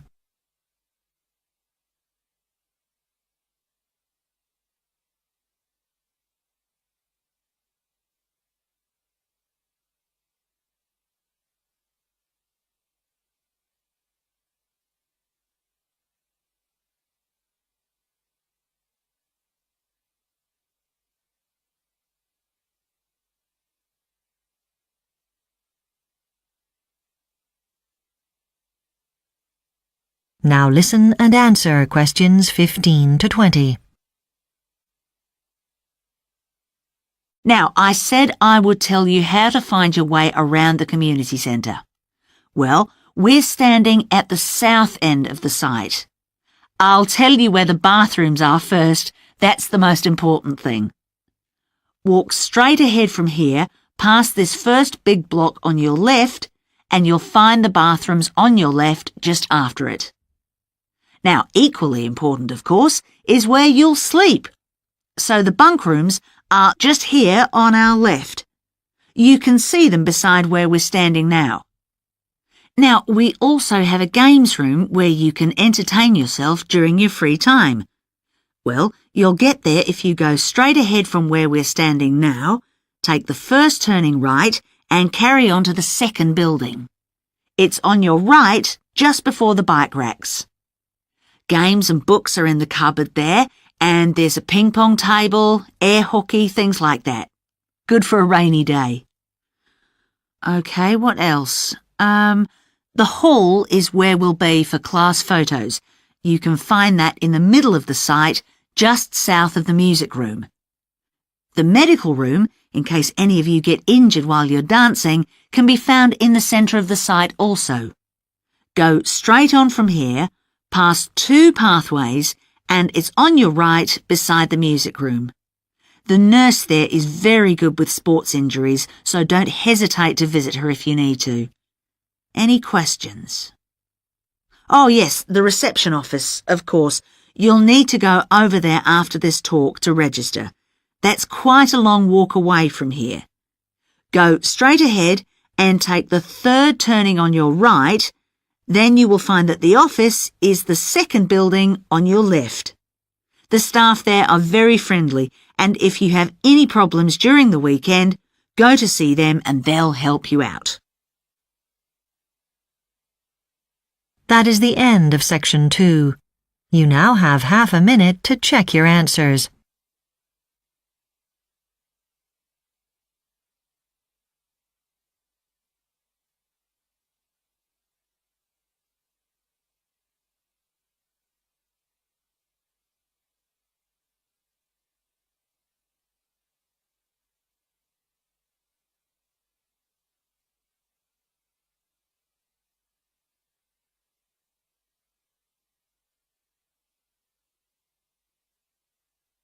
Now turn to section 3 on page 5.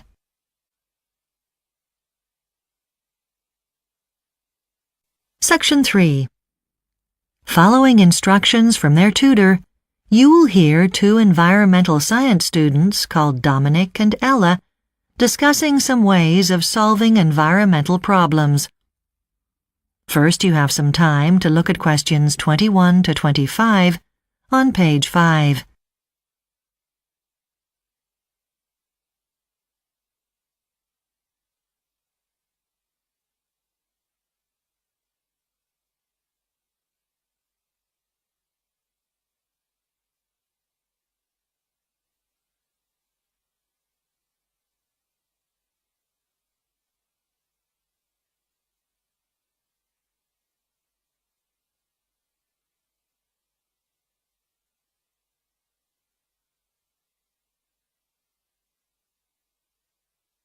Now listen carefully and answer questions 21 to 25. Okay, everyone, get into pairs and look at the innovative environmental solutions we've been reading about this week. Discuss some of the pros and cons of each one. You want to work together, Ella? Sure, Dominic. Which solution do you want to look at first? I think the supermarket garden project's interesting. That's where the supermarket grows fruit and vegetables in the store and sells them. Yes. Understandably, only a few shops have decided to adopt this idea. It's hard to set up. What's the reaction from customers? Well, of course, they love the idea. One thing I didn't expect, though... What was that? The idea is hugely popular with local chefs, and many of them are finding new ways to use the plants in all their different stages of growth. I see. I found the solar car park idea to be really practical. I know what you mean. Putting solar panels on the roofs of car parks to generate electricity might be a cost-effective way to power a whole shopping centre. The difficulty could be finding space to put all the panels. Some smaller shopping centres probably don't have covered car parks. That's right. It's a shame because the technology seems to be all there and ready to go if the conditions are right. What do you think of the wildlife crossing solution? You know, when a bridge or a tunnel is built over or under a major roadway so that animals can cross. That idea has become very popular and has so many benefits. A lot of research has been done, hasn't it? Yes. It's not surprising that the data reveals a huge drop in the number of road accidents in areas where there are wildlife crossings. That's one of the predicted outcomes. Something I read about in the research, which I'd never considered before, was how the animal populations in these areas are affected. Naturally, more of them survive, but because their habitat is not interrupted too much by the roads, the genetic diversity of local species has improved. That's true. It's worth the huge cost of building them if the result is a win-win for people and animals. I found the 100% renewable energy campaign, like solar and wind energy, to be really impressive. Yes, it's not so much the size of the movement, I mean only a few countries are involved, as the amount of support offered once a community joins. Considering the sheer amount of time and planning it takes for a city to convert completely to renewables, the organisers of the movement would need to do that. Did you read about carrot mobbing as an environmental movement? What's that? It's where huge numbers of people learn through the internet about where to shop at stores that use the profits to support environmental projects. So they stop buying products that aren't eco-friendly, like a boycott? No, actually it's the opposite of that. It allows businesses to fund initiatives to help protect the environment by boosting their profiles. It's a pity that most participants don't get to know each other personally. It's all through online notices. Before you hear the rest of the discussion, you have some time to look at questions 26 to 30 on page 6.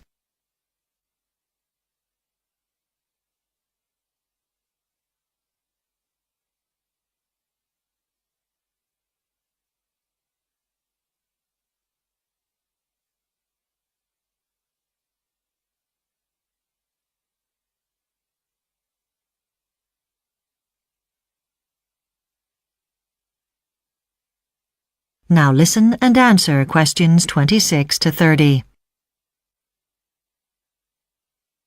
Now everyone, let's look at one particular environmental innovation, aerial reforestation. With your partner, discuss the process involved in this idea. So, aerial reforestation is where they drop mixtures from planes to sow vegetables, grains or trees and so on in areas that might be hard to reach. Let's see, what are the steps? Well, the first step is choosing the right area. Whatever size land you're working on, ensuring there's enough light is crucial.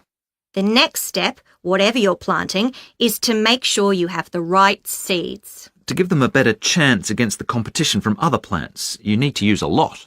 So then you make a mixture with decent quality durable compost for nourishment. Then do they infuse it with insecticide? That's not necessary in this model. The next step is pressing the whole thing into a small chunk of clay to make a ball. This may then be covered in an outer material such as paper. Right.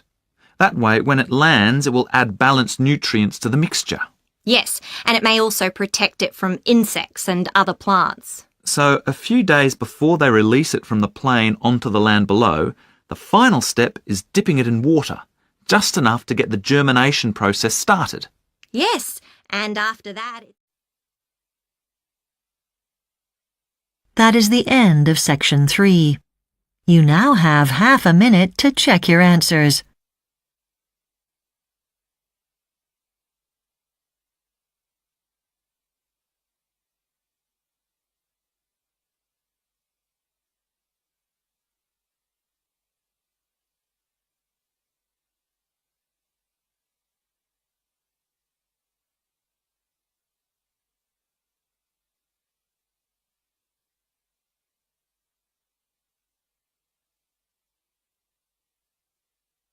Now turn to Section 4 on page 7.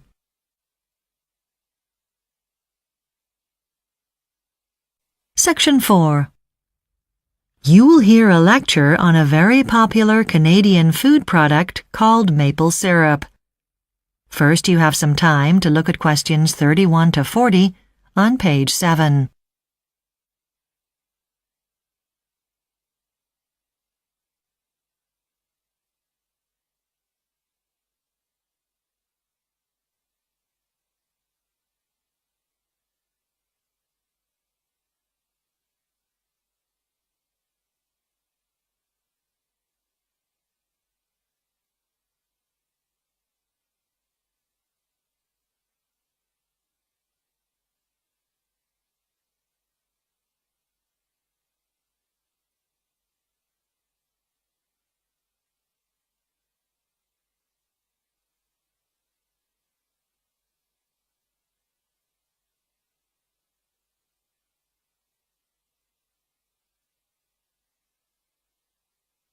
Now listen carefully and answer questions 31 to 40. Maple syrup can be described as very sweet. Canadians pour it generously over things like pancakes for breakfast. The syrup is produced from the maple tree, and it actually comes from the tree's sap, which is the watery substance that comes out of the trunk of the tree when this is cut. In order for enough sap to be produced, very special climate conditions are needed. In spring, the temperatures need to drop to well below zero at night, but then they need to rise sharply during the day, so they're hugely different over a 24-hour period. And that's exactly what happens in northeastern Canada every spring. The indigenous peoples of North America, known as the First Nations, discovered the maple's secret long before the Europeans arrived. Early folk stories say it was first discovered by a chief who threw his tomahawk, which is similar to an axe, into the trunk of a tree. Clear sap started to run from the cut. His wife used this sap to boil meat, and the heat turned it into a sweet syrup, which they found delicious. Whether or not that story is true, we do know that the maple tree was very important to First Nations peoples for hundreds of years. Collecting the sap each spring became a tradition among them. Whole families would migrate to the areas where the maple trees grew and set up camp there.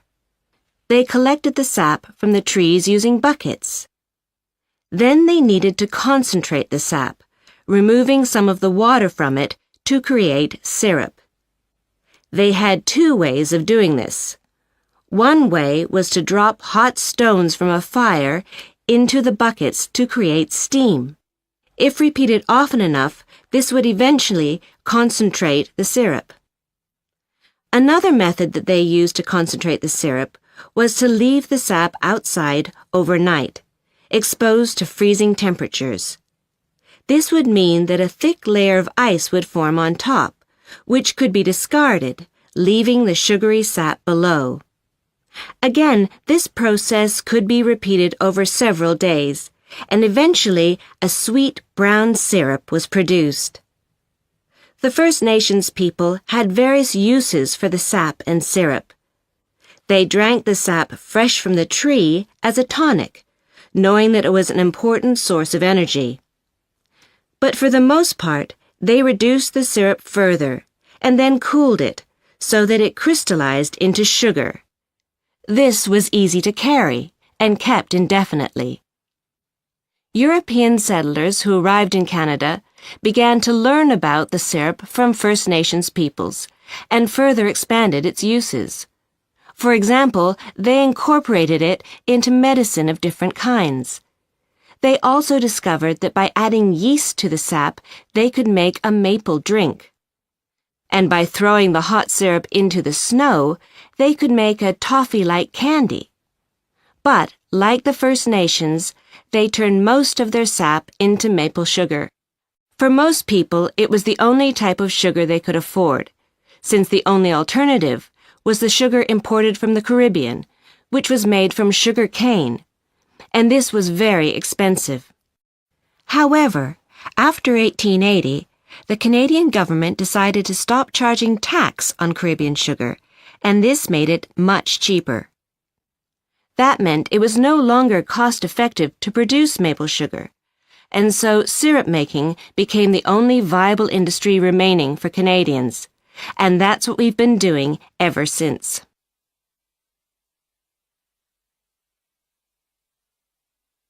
At present, maple syrup is enjoying a boom. In the last 2 decades, production has doubled in Canada. However, serious threats remain. Like any agricultural product, the harvest is subject to such things as major storms or the arrival of invasive insects, both of which have happened, and these could destroy everything. It is predicted with some certainty that, in the longer term, climate change will also have an adverse effect on the sap run. Then there are the social factors. Producing maple syrup is a very labor-intensive process, making it an expensive purchase. And of equal concern is the fact that nowadays there's a lot of competition from cheaper, artificially flavored brands. Furthermore, we're at a time when obesity is a major issue, making a product that is 67% sugar increasingly difficult to sell. Nevertheless, there are reasons to be optimistic. Producers are developing markets abroad. Our syrup is currently being exported to over 50 countries. Back here at home, chefs use it enthusiastically. It's certainly high in calories, but it also contains proteins, minerals, and antioxidants. As such, it is still relatively healthy when you compare it with sugar or corn syrup. Canadians are proud of maple syrup and its deep roots in our history and geography. However, the primary reason for maple syrup's success around the world remains its taste. There's nothing quite like it. That is the end of Section 4. You now have half a minute to check your answers.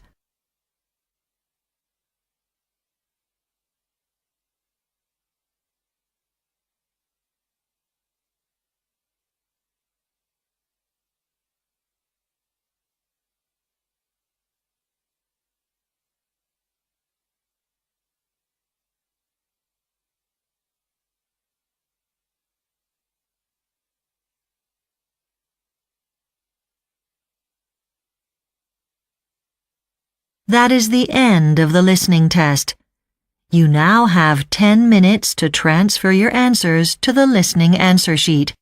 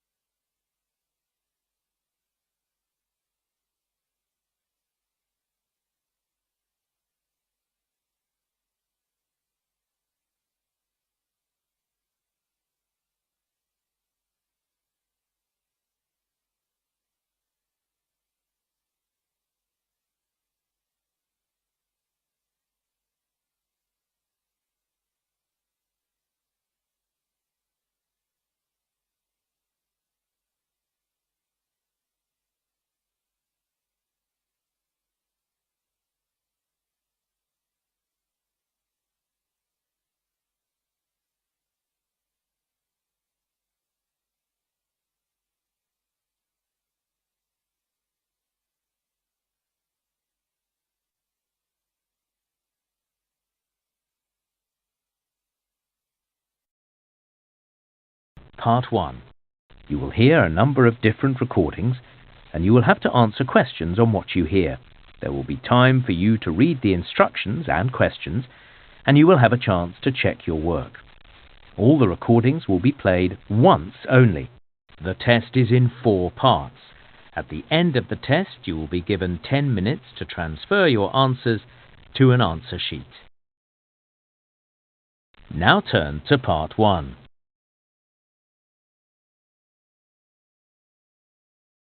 Part 1.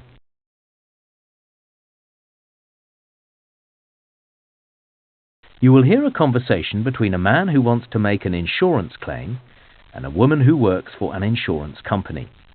First, you have some time to look at questions 1 to 4.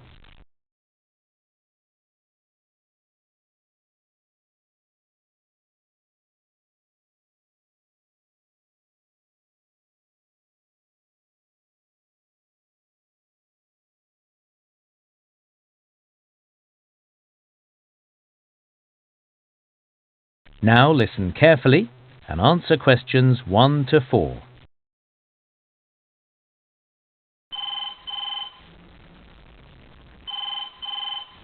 Good morning, Star Insurance. How can I help? Oh, good morning. I'm calling to make an insurance claim. It's for damage to my house. All right. I'm just going to get a few details down first. What's your name, please? It's Greg Williams. OK, thank you. And what's your policy reference, please? Is that the long number with the letters in the middle? That's right. It's 05443 CHI 771. OK. Right, yes. I've got your details on the computer now. So, can I confirm your address? According to our records, you live at 102 Market Street in Northbridge. Is that right? That's correct. All right, good. And the last thing I need to check, what's the best phone number to get you on?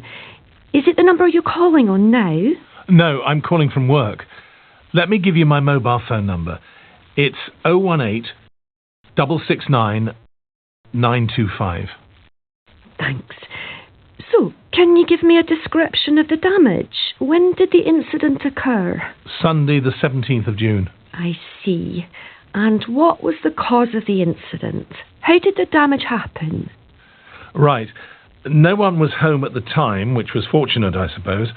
There was a big storm, and I guess it blew down one of the trees at the back of our garden, and it smashed through the window in our daughter's bedroom. Yes, a good thing you were all out. So, have you got the window fixed? Not yet. Before you hear the rest of the conversation, you have some time to look at questions 5 to 10.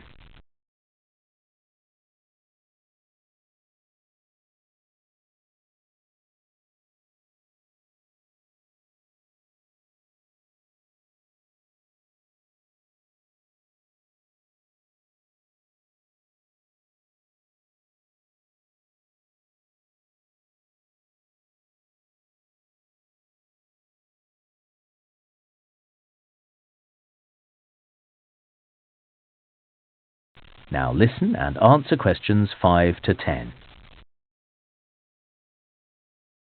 All right. And so, apart from the window, what are you claiming for? OK, like I said, it was my young daughter's room. Anyway, right below the window is her desk. That's all right, but she left her glasses on it, and they got really badly scratched. She'll need a new pair. Luckily, she hadn't left her headphones there, like she normally does. Is there anything else? Yes, because the window was broken, the rain got in. And what's really annoying is that, when was it? Just last month, we'd gone shopping and bought a carpet. We'd only had it for a couple of weeks and it got soaked. We had to remove it. Oh dear. Are there any other items you'd like to claim for? Yes.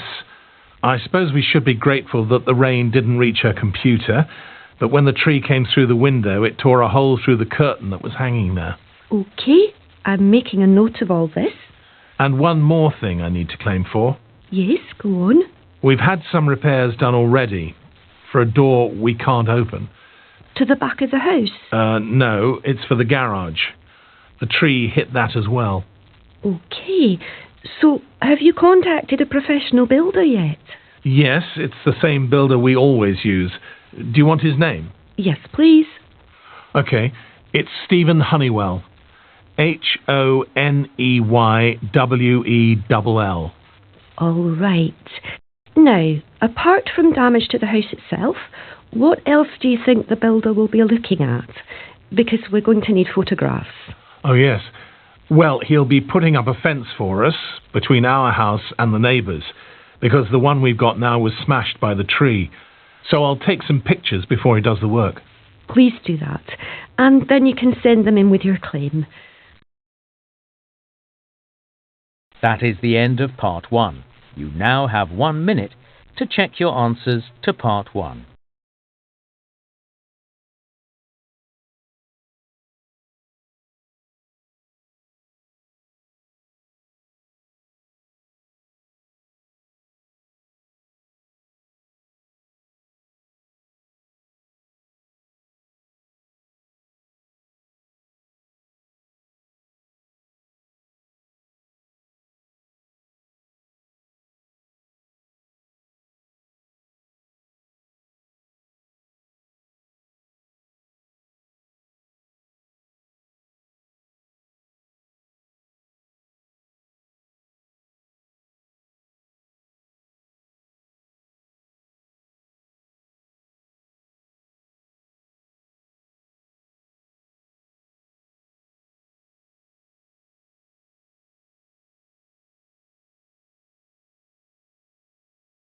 Part 2.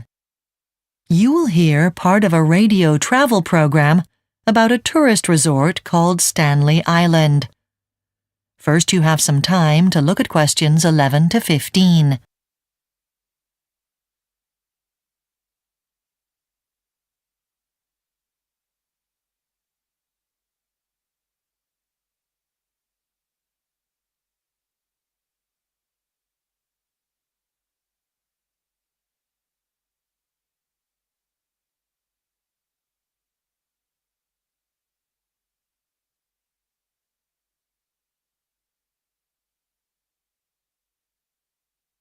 Now listen carefully and answer questions 11 to 15. Welcome once again to the show where we give you travel tips on popular tourist destinations in the Pacific region. And today, our focus is on beautiful Stanley Island. Now, before we get started, a word of warning. The seaplane service to the island was discontinued last week, so for the next month at least, the sole link to the island is provided by the old ferry service, since plans to run a hovercraft service to the island have been delayed. So what is there to see and do on Stanley Island? Well, the main tourist areas are on the north, south and east coasts of the island.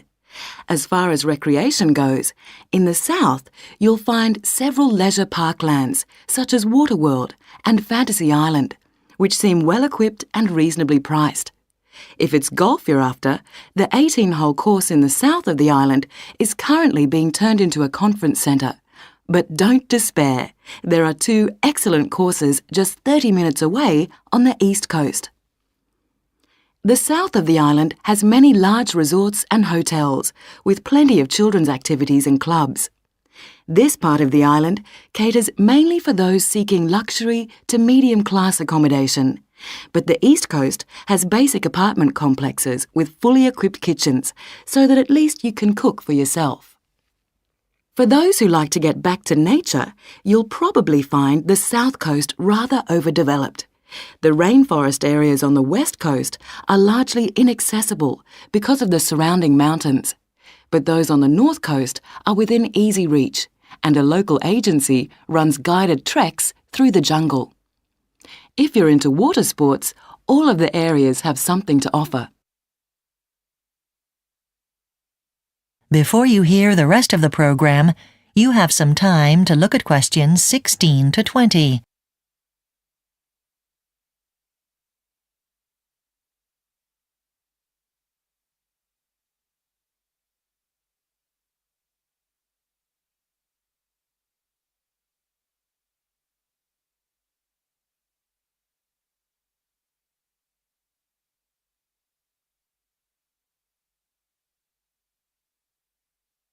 Now listen and answer questions 16 to 20.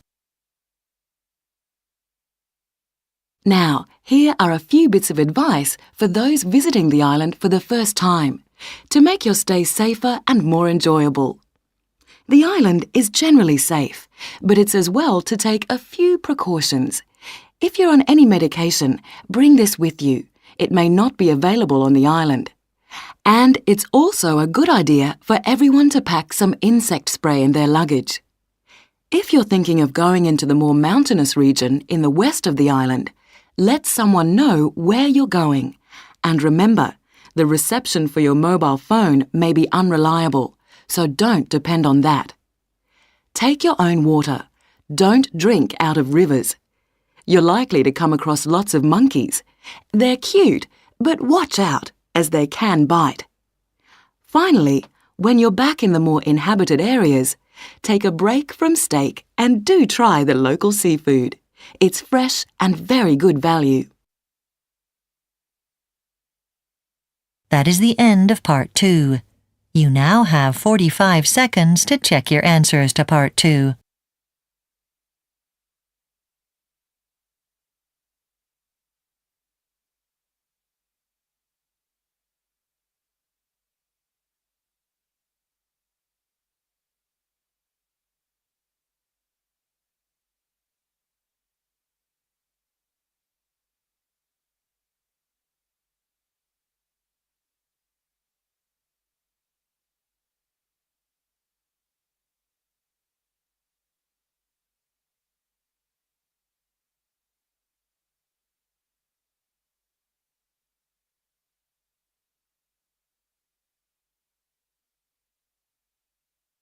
Part 3.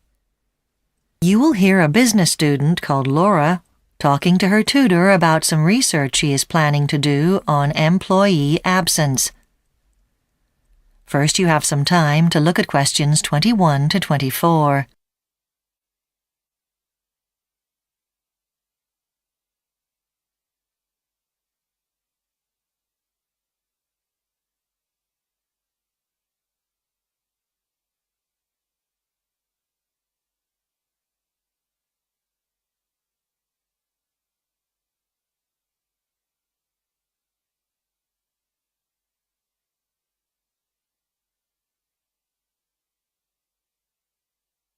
Now listen carefully and answer questions 21 to 24.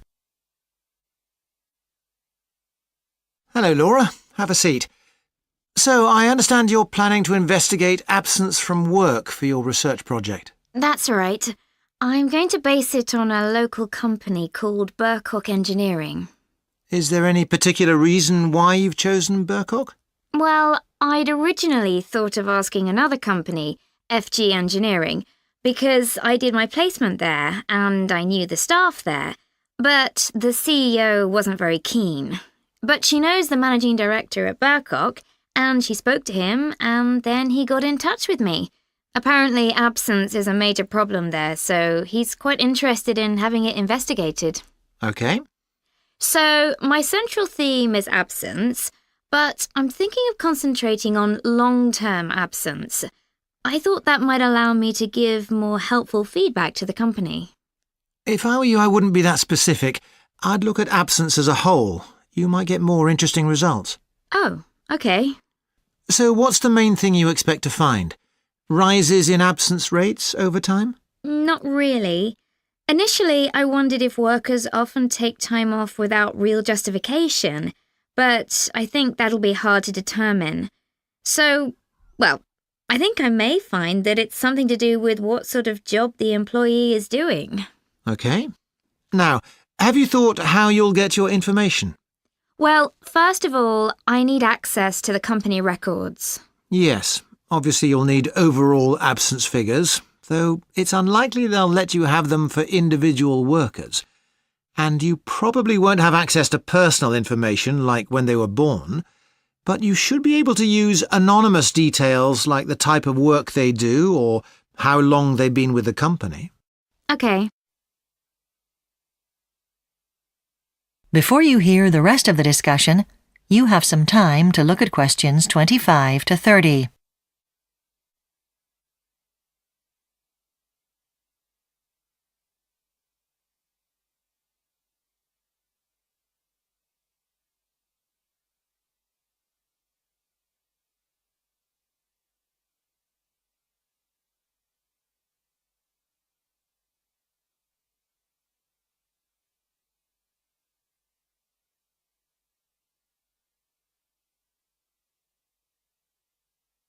Now listen and answer questions 25 to 30. So let's think a bit more about your questionnaire. I know that it shouldn't be too long or people get bored. No, but if it's too short, you don't get enough information. The trick is to get the balance right. I think the questions should be closed questions too. I mean, where people choose an answer from a list. But then you miss the chance of getting unexpected information, so I'd include 1 or 2 open-ended questions too. Okay. And I won't ask for names or addresses or anything. No, it needs to be anonymous. And after you've drafted it, you need to give it to at least one person to check there aren't any problems. So you need to leave enough time for that and any revisions necessary. What about the covering letter that I'll send out with the questionnaire? I'll need to introduce myself and explain what the questionnaire is for, but what else should I include? I'd reassure people that the survey isn't going to be used to assess them personally. Otherwise, they might choose not to take part. Yes, I'll make that clear. And what about when they do it? Will they be allowed to use work time?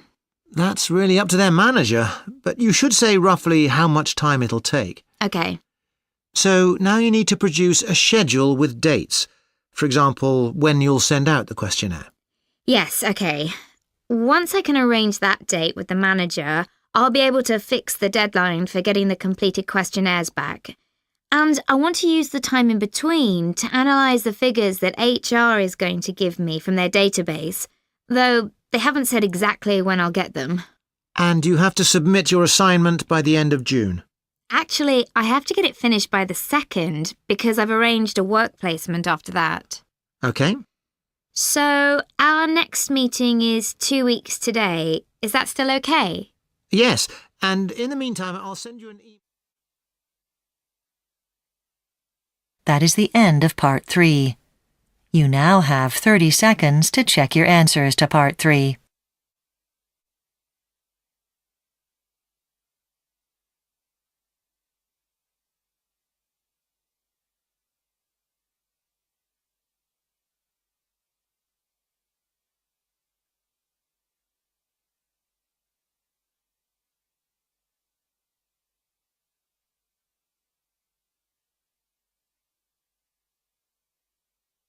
Now turn to Section 4.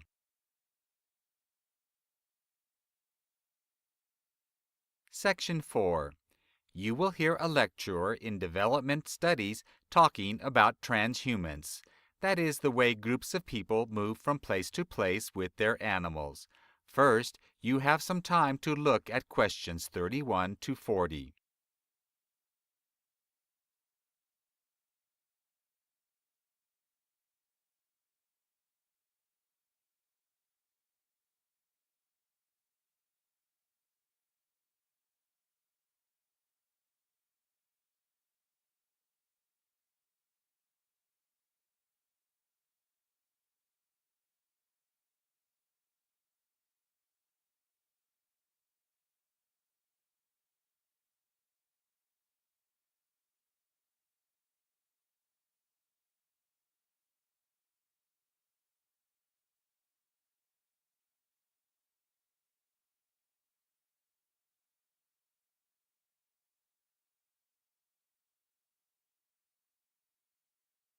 Now listen carefully and answer questions 31 to 40. Good afternoon, everyone. Today I'm going to talk about what may be a new concept to you, the movement of people with their herds of animals from place to place. This is known as transhumance. These peoples are pastoralists, and their animals include cows, sheep, goats, horses, camels, and reindeer. Now, researchers sometimes make a distinction between 2 types of transhumance, fixed and nomadic, and talk about various factors which differentiate between them. The first and most important distinction they make is to do with the climate. Fixed transhumance occurs in countries such as Switzerland, where seasons are predictable in terms of weather and timing. Nomadic transhumance, on the other hand, is generally practiced in areas where climatic conditions are difficult to predict. An example of such a location is Somalia, as the anticipated rains often just don't appear. Secondly, researchers sometimes look at the type of journey that pastoralists make, their movement. For fixed transhumance, the pattern is sometimes known as vertical because it typically consists of a journey from lower ground in the winter season to higher ground in the summer, and vice versa.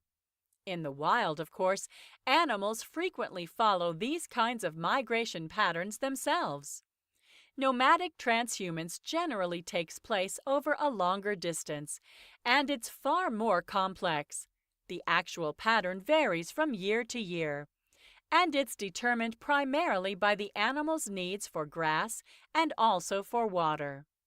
Another distinction is sometimes made in terms of homes. In the case of fixed transhumance, the group will typically have permanent homes in the valley and a shelter, which is semi-permanent in the mountains, such as a cabin, to offer some protection from the weather. In nomadic transhumance, however, the pastoralists always live in temporary shelters, which are transported by their livestock from place to place, and are usually light and portable. In northern Kenya, for example, the Gabra pastoralist carries the frame of his home on his camel and then covers it with branches when he stops for the night. A fourth factor often mentioned is the number of people taking part. In the case of fixed transhumance, only the people who actually look after the herds travel. These are normally the young ones because they can withstand adverse physical conditions more easily. By contrast, in nomadic transhumance, the whole group moves with their livestock. The last points of comparison often made by researchers are diet and goods. In fixed transhumance, those who do not move from the valleys often start working as farmers, cultivating the land. They build up contacts with other communities, and in some cases, they may also trade animals for grain. In nomadic transhumance, there are fewer contacts. The group are generally regarded as providers of all their own needs, and they obtain food such as cheese and meat and also their clothing from their herds.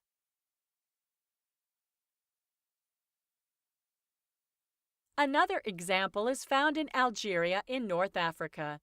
To see how far this model applies to transhumance there, fixed transhumance from valley to mountain pastures is common in the area, but some recent pastoralists also take their herds on longer journeys at the end of spring, from the Sahara in the south to the plains in the north, where there is more abundant rainfall. They have traditionally assisted local farmers with the harvest, which takes place while they are temporarily a resident there. We have to decide whether their move would fall within the category of fixed or nomadic transhumance. It is true they live in tents, and these are movable and temporary right through the year, whether they are in the Sahara or in the north of Algeria. So, in considering their homes, they appear nomadic.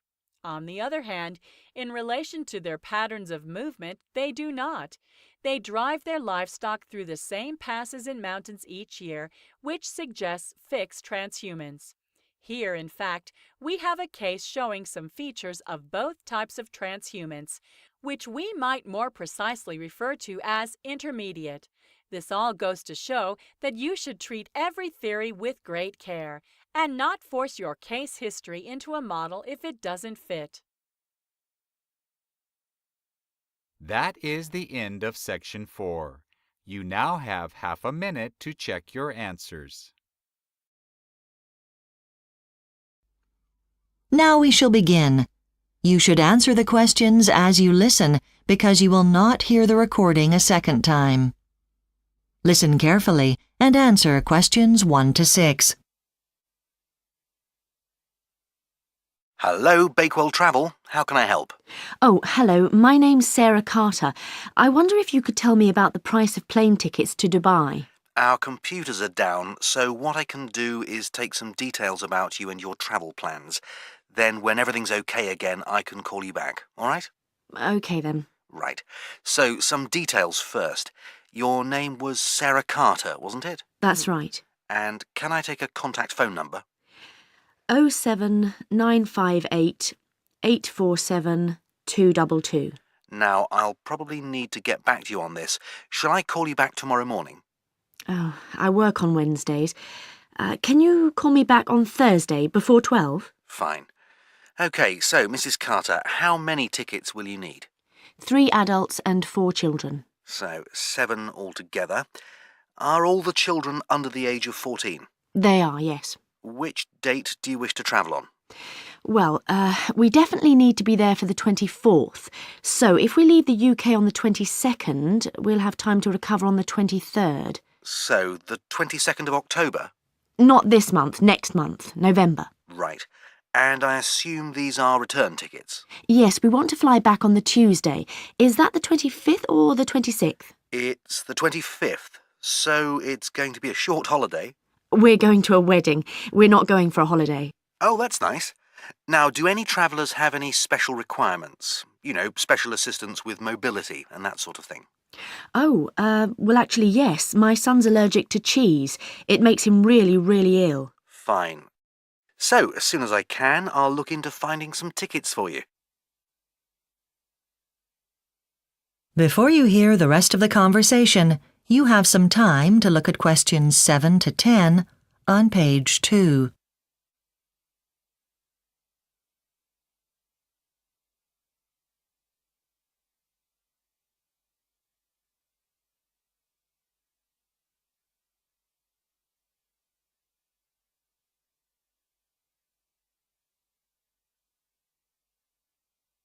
Now listen and answer questions 7 to 10.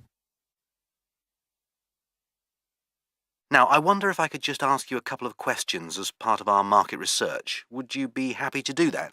Will this take long? Just a couple of minutes, that's all. OK. So, how many foreign visits have you made in the last 12 months? About 6, I suppose. And where was your last foreign trip? Well, I was in Egypt in May, then most recently India. Oh, nice. Yes, I'm off for some IT training in Bangalore next month, actually. And was that a vacation? I'd love to go back there for a holiday, but it was for business this time. And I presume you use the internet? I do, yes. And so you've seen our website? Yes, I had a look this morning, actually. Well, we had it redesigned a month ago, and we're keen to get feedback on how our customers find it, so... Oh, right. OK. Well, I have to say I found it terribly slow, so I just gave up and thought I'd give you a call. Oh. Well, I'm sorry to hear that. But yes, it does happen sometimes. Would it be OK for us to email you with any promotional offers? I suppose so.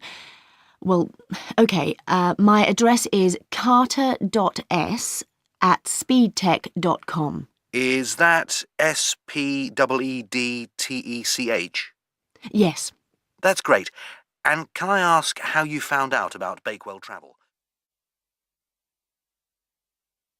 That is the end of section 1.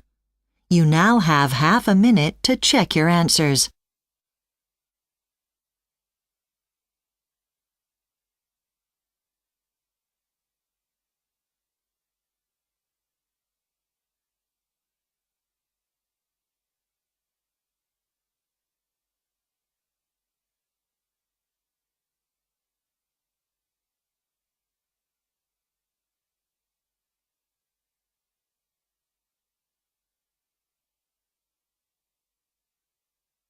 Now turn to section 2 on page 3.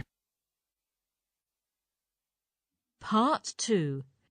You will hear the manager of Cretan Running Sports Club, called Dave, giving some information about the running competition which will be held next month.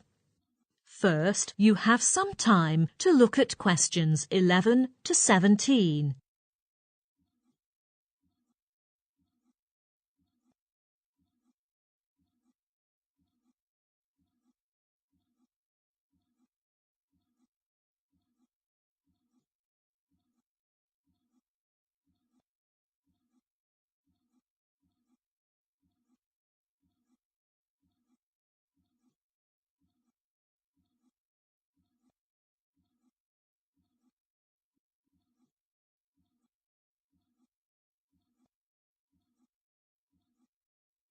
Now, listen carefully and answer questions 11 to 17. Good morning, everyone. I'm Dave, the manager of Cretan Running Sports Club. Today, I'll tell you something about the running competition which will be held next month. As we know, the annual run is one of the most popular events in our town, and it attracts young and old every year. This year, we will continue the tradition, but there'll be some small adjustments. First, about the date. The exact time of the run is still on the first Saturday of May, but we'll inform you in advance if it's to be delayed due to bad weather. The run used to start at the park, which is being refurbished at the moment, so this time all the runners are expected to gather in front of the castle and start from there. The actual run begins at 9 a.m, but the runners start arriving at about 8:45. So some of you might have to get up early that morning if you live far away. Someone has asked how long you'll be required to run.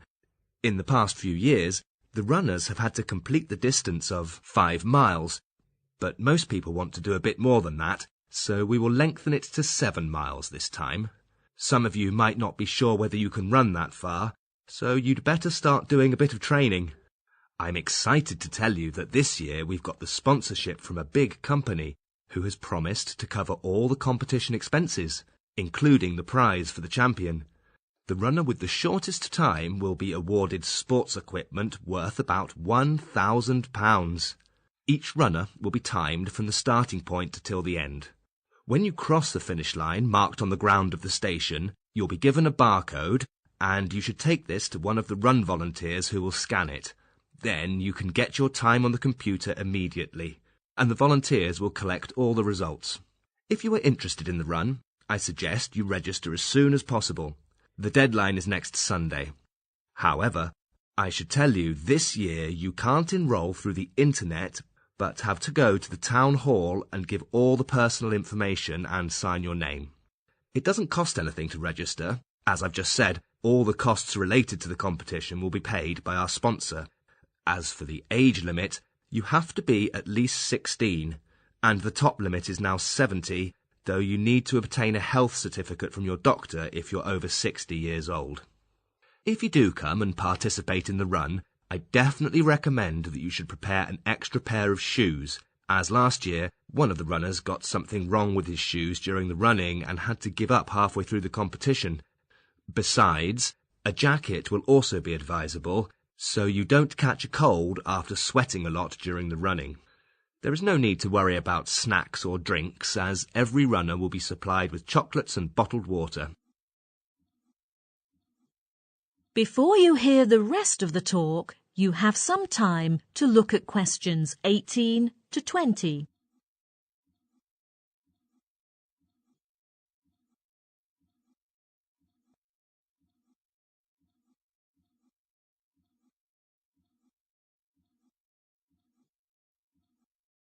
Now listen and answer questions 18 to 20.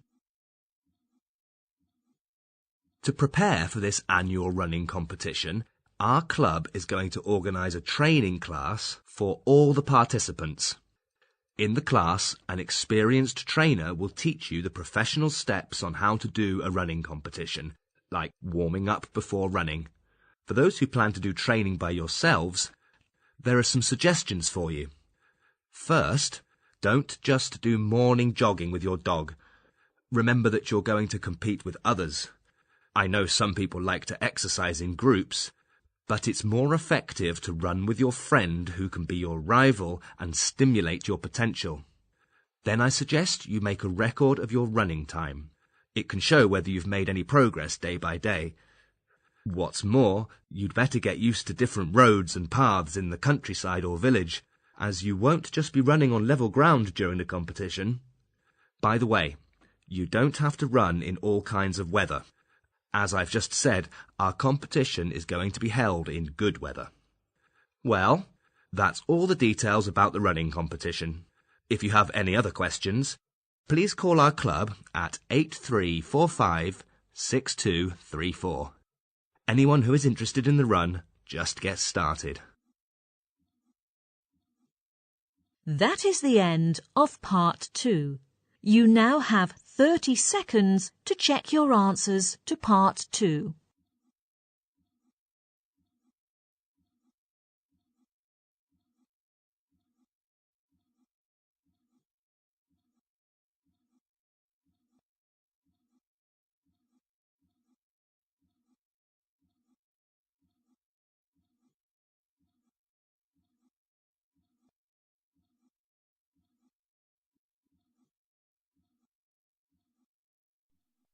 Section 3. You'll hear two students named Rick and Nina discussing about selective courses. First, you have some time to look at questions 21 to 26.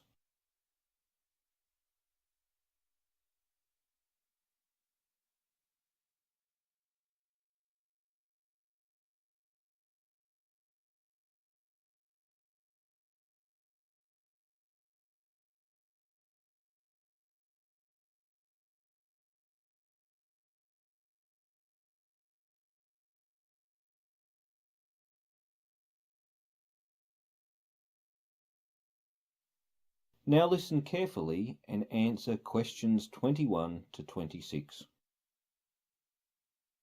Hey Nina, have you chosen a selective course yet? Not really, Rick. I haven't made up my mind yet. What about you? Me either. We have to decide as soon as possible though. Why? Today's not the final day for choosing selective courses, is it? No, but they will be booked up very soon. Actually, some courses are already full. Really? That's too bad. Well, I was thinking of taking a language course. What do you think? Yes, you can do that. You can choose all courses on the school website except mathematics, since it's a required course for all students. By the way, I think business course is a good choice. Yeah, it's not bad. I think it's going to be quite helpful after we graduate. I think so. Guess what? I wanted to choose information statistics. Why? It's related to our major, so I think it's very useful for us. I mean, we will have an advantage in job hunting. But the bad thing is, it's in the morning, so we have to skip other classes in order to take it. That's not good. We need to find an alternative that is more convenient for us. I know, it's a shame. Nina, I think we need to get to know the courses more before choosing them. Otherwise, we may end up studying something that's either boring or useless. You are right. Maybe we can look online to see if there's information about it. We could also ask our parents for advice. I don't think that's going to help much. People have all kinds of opinions online. We wouldn't know which one to listen to. And our parents probably don't know much about our field. I think the best way is asking the former students who have taken the class themselves. They can tell us how they thought about it from their own experience. Oh, yes. They know it better than anyone, just like how much we know the art design class. Yes, before we took it last year, many people said on the internet that it was quite confusing. But it turned out to be quite easy and helpful, right? Mm-hmm. It didn't let us down. I definitely value the course. Design is an important skill in today's world. Well, whatever course we want to choose, there are still things I need to figure out. What do you mean? Do you mean things like the time of the courses? Since it's the first time we can choose selective courses, I need to know how to register. I think there will be instruction on our school website for registration. I'll let you know. You are so considerate, Nina. I think that's necessary. We need to make sure we can register as soon as we make up our mind. Before you hear the rest of the discussion, you have some time to look at questions 27 to 30.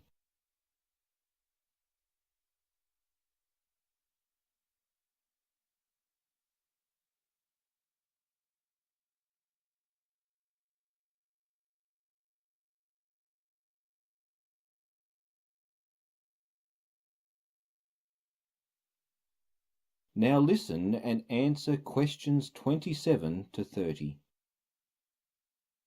The courses we studied last semester were quite interesting. Maybe we could get some inspiration from those courses. Do you think so? Well, yeah, some of them were quite fun for me, such as metallurgy, though there were quite a lot of terms to remember. But there's also a lot of useful information about it on the internet, which made things easier. That's right, I can refer to many things when I was working on the paper. And the professor in fluid mechanics was really patient. His explanation was crystal clear, so students had no difficulty understanding it. Yes, that's true. I was good at this course. What do you think of computing? I think it was kind of boring in the beginning. Do you think so? That's exactly how I felt. There are a lot of numbers to deal with, but thankfully it got more interesting when the course went on. Right. Because later we could relate the theories to real-life examples. Exactly. Another course that I think was really practical is energy economy. Oh, yes. There were a lot of practical works in the course. What we learned can come in handy in our future jobs. We should make the decision based on our own experience and preference. Yeah. Anyway, we really need to hurry up. I'm sure we can reach a conclusion today. That is the end of section 3. You now have half a minute to check your answers.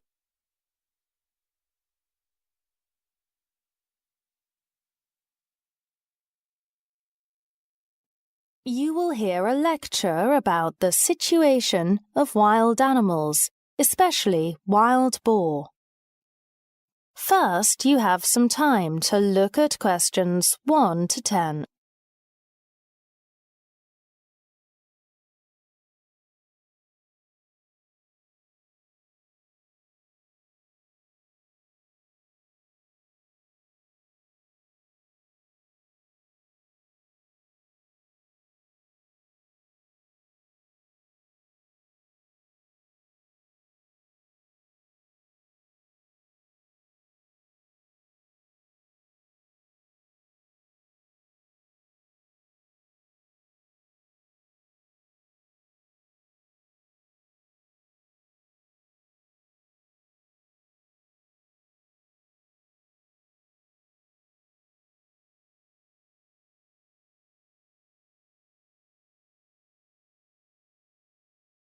Now listen carefully and answer questions 1 to 10.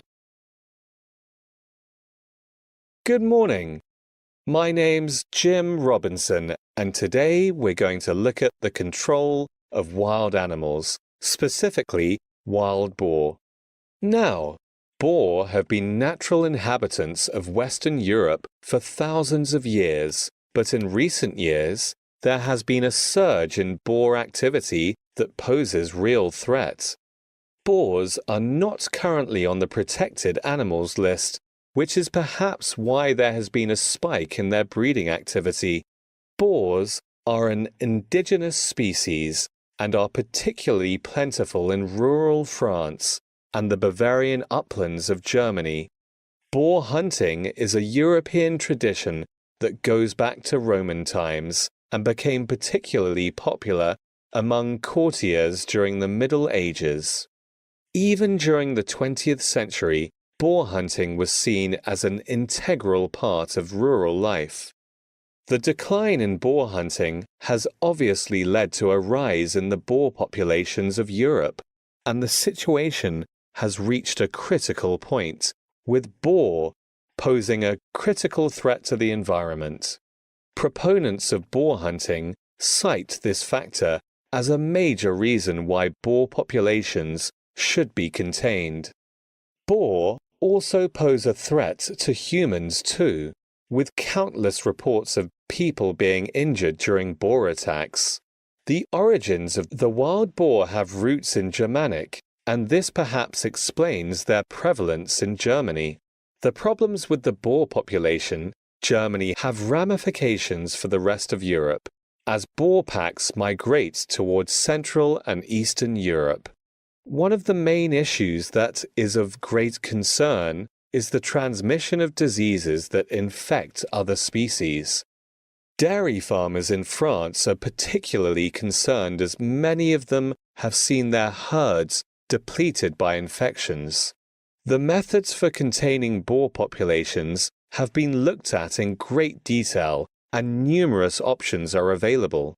One is to encourage more boar hunting in wild regions, such as mountains and forests. Hunters would be given licenses to hunt, either for food or sport. Of course, boar do pose a threat to human life, so this possibility must be looked at with caution. One method that must be ruled out is poison, as legislation has been introduced prohibiting this. Such methods were tried with rabbits in the 1960s, and this had a disastrous impact on the food chain.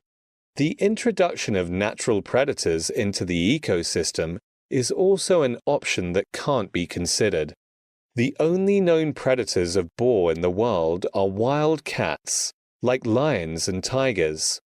Obviously, there's no way such animals can be allowed to roam the mountains and forests of Europe. Given the threat that boars pose to humans, it is imperative that forest-dwelling boar are kept well away from people in cities. This is absolutely essential as human safety must be the main priority of policymakers. By the 11th century, boars in several European countries were becoming increasingly rare in Great Britain. King Charles attempted to reintroduce boars in the New Forest area of the country, yet the entire population was almost wiped out during the battles of the English Civil War, when roaming soldiers hunted them for food. During the 1980s, wild boar rearing was encouraged and boar populations began to rise again. By the 1990s, there was a huge rise in the number of boar across England, due in large part to the species no longer forced to live in captivity. Many boar have broken free from farms across England and are breeding at a rapid rate.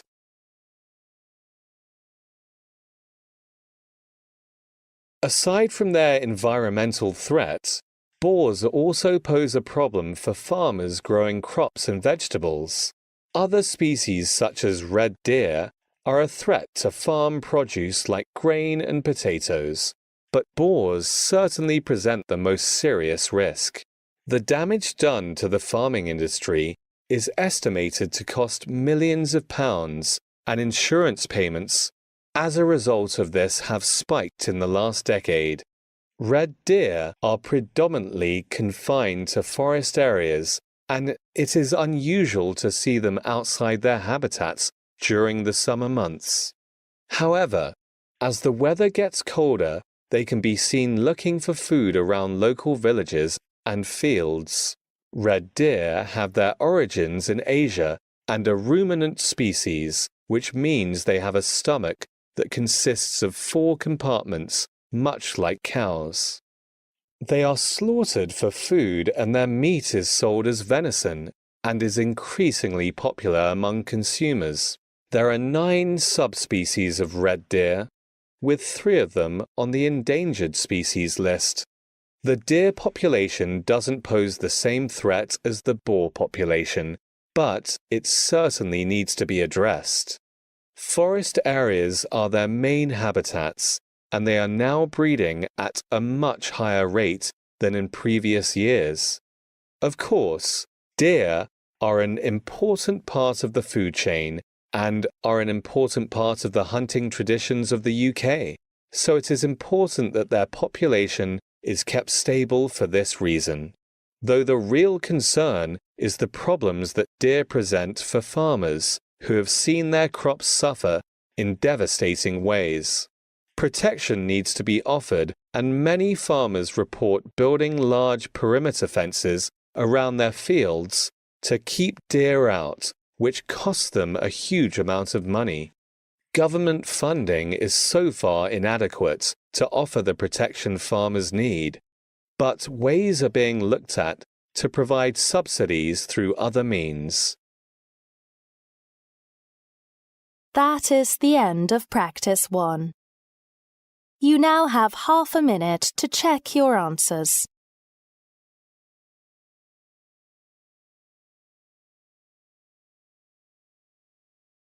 IELTS Listening, version K0010.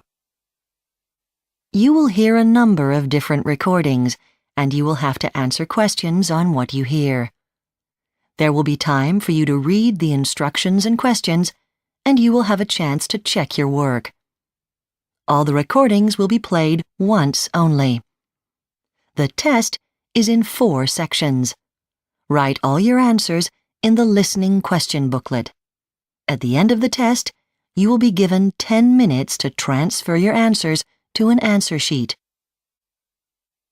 Now turn to section 1 on page 2 of your question booklet.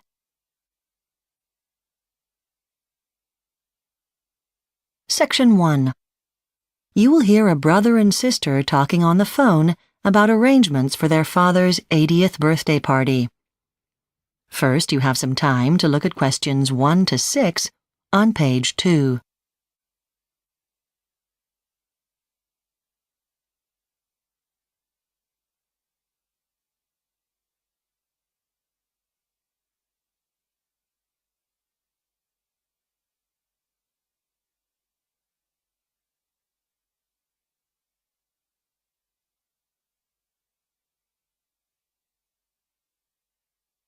You will see that there is an example that has been done for you. On this occasion only, the conversation relating to this will be played first.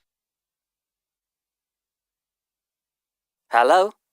Hello, Rob. Margaret here. I'm just calling about the arrangements for Dad's 80th birthday party. Right. I've rung round the rest of the family. Most people do intend to come, even though it's a long journey. Have you made any progress with the venue? Yes, there are 3 possible hotels we could use for the party. The Royal, the Star and the Winchester. Oh, good. If we can make a decision now, you can probably book straight away on the internet, can't you? Well, only the Star. I'd have to make a telephone booking at the others, but that'd be okay too. The only hotel that takes online bookings is the Star Hotel, so the letter B has been written in the space. Now we shall begin. You should answer the questions as you listen, because you will not hear the recording a second time. Listen carefully and answer questions 1 to 6. Hello? Hello, Rob. Margaret here. I'm just calling about the arrangements for Dad's 80th birthday party. Right. I've rung round the rest of the family. Most people do intend to come, even though it's a long journey. Have you made any progress with the venue? Yes, there are 3 possible hotels we could use for the party. The Royal, the Star and the Winchester. Oh, good. If we can make a decision now, you can probably book straight away on the internet, can't you? Well, only the Star. I'd have to make a telephone booking at the others, but that'd be okay too. Okay. So which one do you think? I'm not sure. They're all fairly suitable and they're in really nice locations. The Star looks right out over the bay. It's on a cliff top. Then the Winchester is in lovely countryside too. Yes, it's in the valley, isn't it? Yes. What about Mum's wheelchair? How easy would it be for her to get in and out of these places? Well, I know that the Winchester would be fine, and the Star because I've been there with her before. I wasn't sure about the Royal because I seemed to remember it had a lot of steps, so I checked, and apparently it's had ramps installed recently, so there wouldn't be any problem there either. Oh. And what about the kids? Which one do you think would be most suitable for them? Have they got play areas or anything?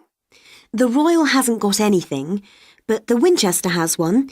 It's on the ground floor, they said, not far from the dining room. The Star's got one too, but it isn't under cover, and we don't know what the weather will be like, do we? True. Then there's the birthday meal itself. The Royal's the only one where there'd be a choice. The other 2 have a set menu at lunchtime. Mind you, they all do very good food apparently, so the quality should be fine. I don't think it really matters whether there's a variety or not. but I think we need to have our own room, don't you?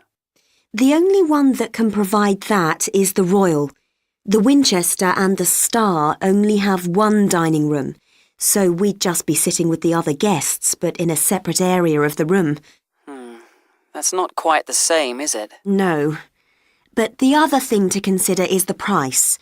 Normally there's not much difference between them. Perhaps the Star's slightly cheaper than the other two, but the Winchester is offering quite a good reduction because there's so many of us. The Star and the Royal would just charge their standard rates. So, taking everything into consideration, which one do you think we should go for? The Winchester, unless you... OK, that's fine by me. You've obviously gone into everything very carefully. Before you hear the rest of the conversation, you have some time to look at questions 7 to 10 on page 3.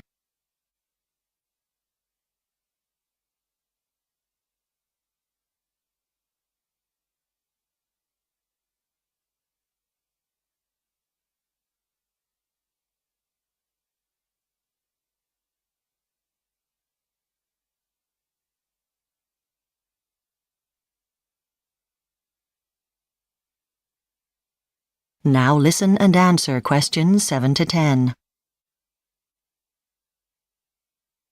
You've done nearly all the work so far, so what can I do now to help? Well, could you manage the finances? Of course. Do they want the whole amount in advance? Just a deposit.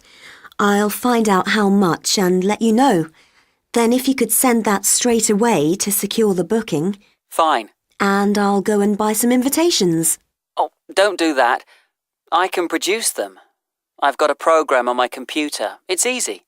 OK, thanks. Then, once we've had the replies, I'll call everyone who's coming to find out if they want transport. Great. I can help out with that. Pick people up from the station or whatever. OK. Oh, yes. And could you stress that Dad doesn't want presents? He keeps reminding me. He says there's nothing he really needs. OK. I'll try to discourage them. But you know what people are like. Anything else? Shall I do? That is the end of section 1. You now have half a minute to check your answers.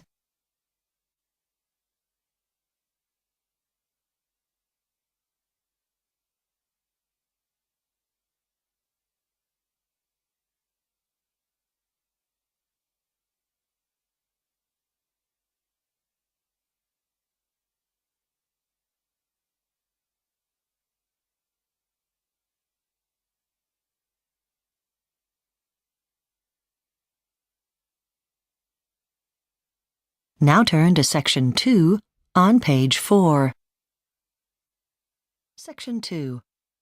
You will hear the director of a club giving a talk about an ancient game played on ice called curling.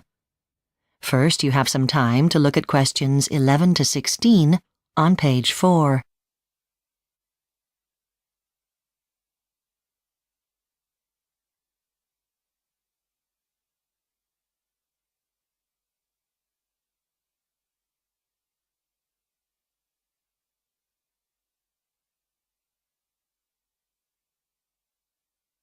Now listen carefully and answer questions 11 to 16.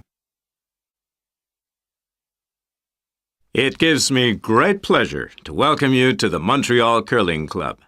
I hope you'll enjoy the introductory program we've prepared for you. I'll start with a brief introduction to the game itself and the equipment, so that you'll be able to enjoy it when you watch it later on. I'll then go on to say a little about the history of the sport and the club. So, first, let's take a look at the game of curling and the implements it uses. It's played on ice, and the object of the game is for two teams to push heavy stones across the ice towards a target. Now, there are 4 people in each of the 2 teams. The first is called the lead. The next is called the second. The next, surprise, surprise, is called the third. And the final player, who is absolutely key, functions as the captain, but is always called the skip. That's S-K-I-P.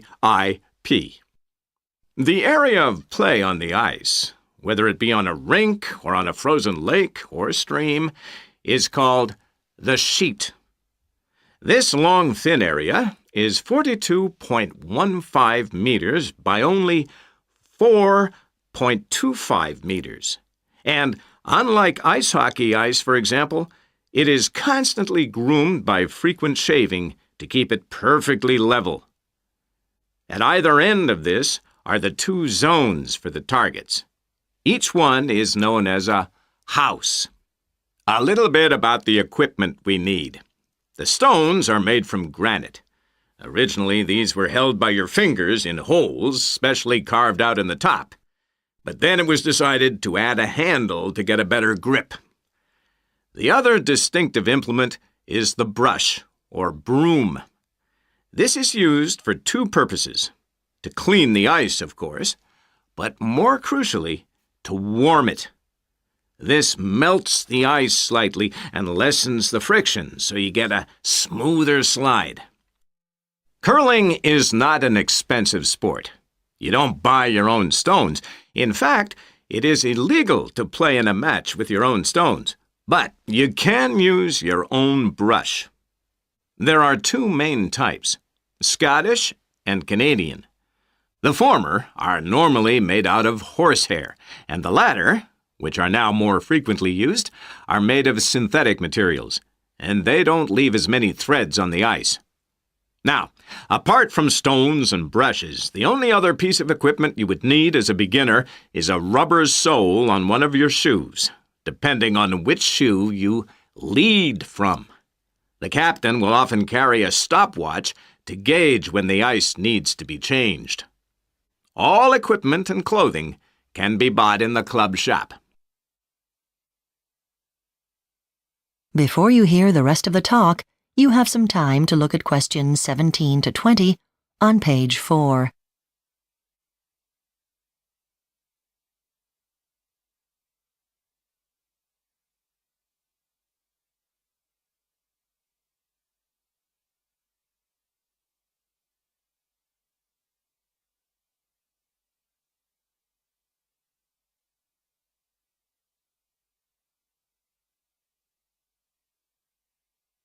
Now listen and answer questions 17 to 20.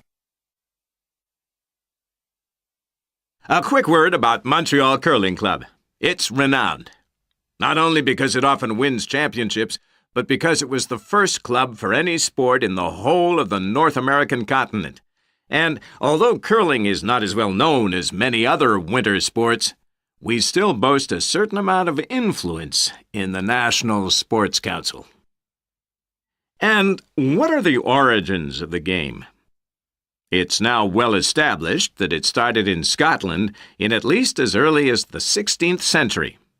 Queen Victoria, on her frequent trips to Scotland, often played it, but wrote in her diary that it required exceptional strength to throw the stones. Her patronage attracted a great deal of interest in the game, especially amongst younger players. And this was enhanced further when she granted a royal title to the Caledonian Curling Club, which had been set up in the early 19th century to create standard rules for the game. Curling has always had support in high places. In the 16th century, the Scottish Parliament actually banned golf and football as violent and unprofitable sports. They felt that local men should spend any free time practicing archery for self-defense against their enemies. But the less popular game of curling wasn't included in the ban. The art of throwing stones was thought to be just as useful as shooting arrows. But back to Canada. Here the game has flourished since the beginning of the 19th century, when Scottish soldiers posted there enjoyed playing it on the frozen lakes and rivers. Because of the difficulty in importing granite stones from Scotland, cast iron was used instead, obtained from melted down cannonballs, which had originally been brought over from Europe.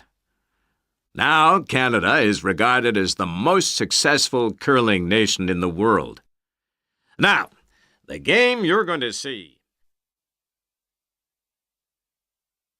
That is the end of Section 2. You now have half a minute to check your answers.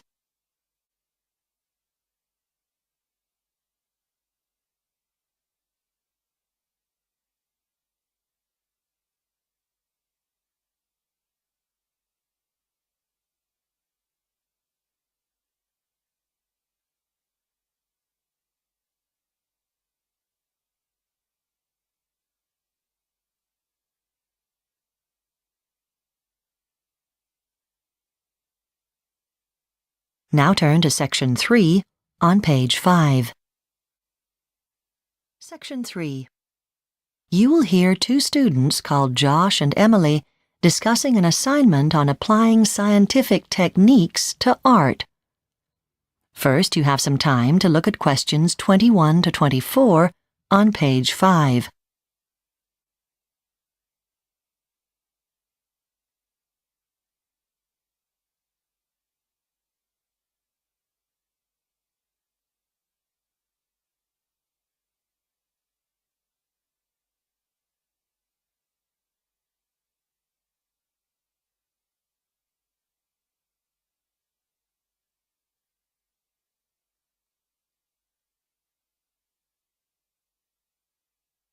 Now listen carefully and answer questions 21 to 24. Hi, Emily. Hi, Josh. Are you ready to work on the assignment? Yeah. Now, we need to describe how modern scientific techniques are being used in the field of art history. Right. And Dr. Abbott suggested that we choose some famous cases to illustrate the argument. Okay, so what have you found? Well, there's a Canadian forensic scientist called Biro. Yes, I think I've heard of him. What do you know about him? Well, I'm a big fan of Jackson Pollock. The modern American artist. Didn't he paint those really huge abstract paintings? That's him. I guess it would be pretty easy to fake one of those paintings. No way, Emily. I know a lot of people think that even a child could paint one. To the untrained eye, they might look simple, but they're incredibly intricate works of art. Well, sorry, but I really can't agree with you. Anyway, what did Biro find out? Well, Biro worked on a case where a client asked him to prove that a painting she bought for only $5 was an authentic Jackson Pollock. So was it a fake? Well, Biro found evidence to show it was a genuine Pollock, but the art world didn't accept his findings. Why? Well, one critic said that compared to other Pollocks, the white and yellow lines on the painting were too straight. Come on, Josh. That doesn't seem that convincing. No, you're right. It is a bit weak. But the strongest argument was that there were no records of previous owners. For the painting to be authentic, you really should be able to trace the painting all the way back to the artist's studio. Well, that's true, I suppose. Did they consult with anyone else? The International Foundation for Art Research got involved. And what was their verdict? Well, they saw a definite similarity in the painting techniques used. You mean the way Pollock dripped the oils on the canvas? Yeah, and they noted the dirt and paint marks on the back, which all of Pollock's paintings have. Why's that? He used to lie his canvases down on the ground when he painted them. But the foundation were worried about the acrylic paint that was used on the painting. It's quite common now, but it was very unusual back in Pollock's day. So it was probably painted much later. Right. So whose side are we on in this argument? When it comes to art, you can see the art critic's point. If their knowledge and expertise tells them that it definitely isn't a Pollock painting, shouldn't we believe them? I mean, that is usually how it works in the art world, isn't it? Art historians have always judged paintings, but things are changing now. If we have modern scientific techniques like fingerprint analysis, why not use them? That's true. Well, maybe we need a combination. I think you're right. Before you hear the rest of the discussion, you have some time to look at questions 25 to 30 on page 6.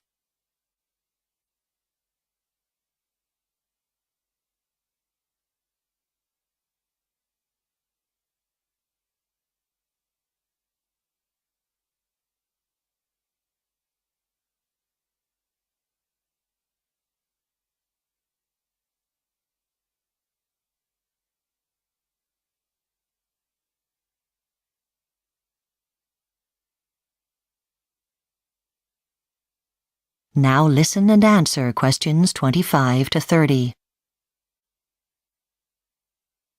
So did you find out anything else, Josh? Well, have you ever heard of a painting called The Battle of Anghiari? I have, actually. It's the lost masterpiece by Leonardo da Vinci, the famous Italian artist. What about it? Well, an Italian art analyst called Seracini thinks he knows where it is, and he's using scientific techniques to help locate it. How? Well, art historians knew where the painting was last seen. That's right, in the Hall of the 500 in Florence. Right. So, Seracini had a theory that the painting was still there, and he set out to prove it. He used a lot of different technology, like radar and thermographic cameras, but initially he scanned every inch of the hall with a laser in order to make a really accurate 3D model of the building's design. Did he think the painting was hidden in the building somewhere? Exactly. Then, to find out what the hall looked like in Leonardo's time, he took pictures of it with a thermographic camera. Couldn't he have used ultrasound to do that? Not really. Different types of building materials produce different amounts of radiation, and you can really see those differences in a thermal image. So, brick would look different from wood or glass, for example? Yes. Seracini worked out what the building looked like when it was first built, and what renovations took place after that. He found that 2 large glass windows on the east wall had been removed and filled in by the time Da Vinci started work on his painting, leaving a space big enough for it. But why hasn't the painting been seen for 400 years? To answer that question, Seracini needed to study that wall even more closely. Did he use the thermographic camera again? No, this time he used another kind of technology, radar. And what did that show? It showed there were in fact 2 walls there, an older one and a newer one built in front of it. So does Seracini believe that Da Vinci's painting is on the concealed wall? Yes, on a stone wall concealed by the newer brick wall. So, what's the next stage in the investigation? Well, he isn't allowed to remove any plaster or bricks, so he's now experimenting with a gamma-ray camera to try and verify his theory. Well, I think we've got some really strong examples there of how science can help art. Let's see if we can type up an outline. That is the end of section 3. You now have half a minute to check your answers.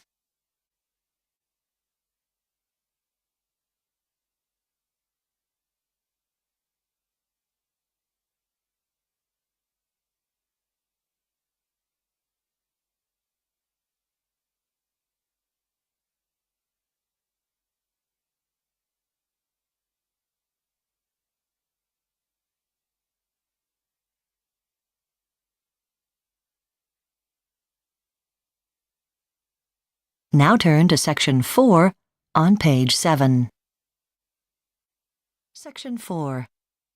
You will hear a lecturer talking on the topic of sustainability. First, you have some time to look at questions 31 to 40 on page 7.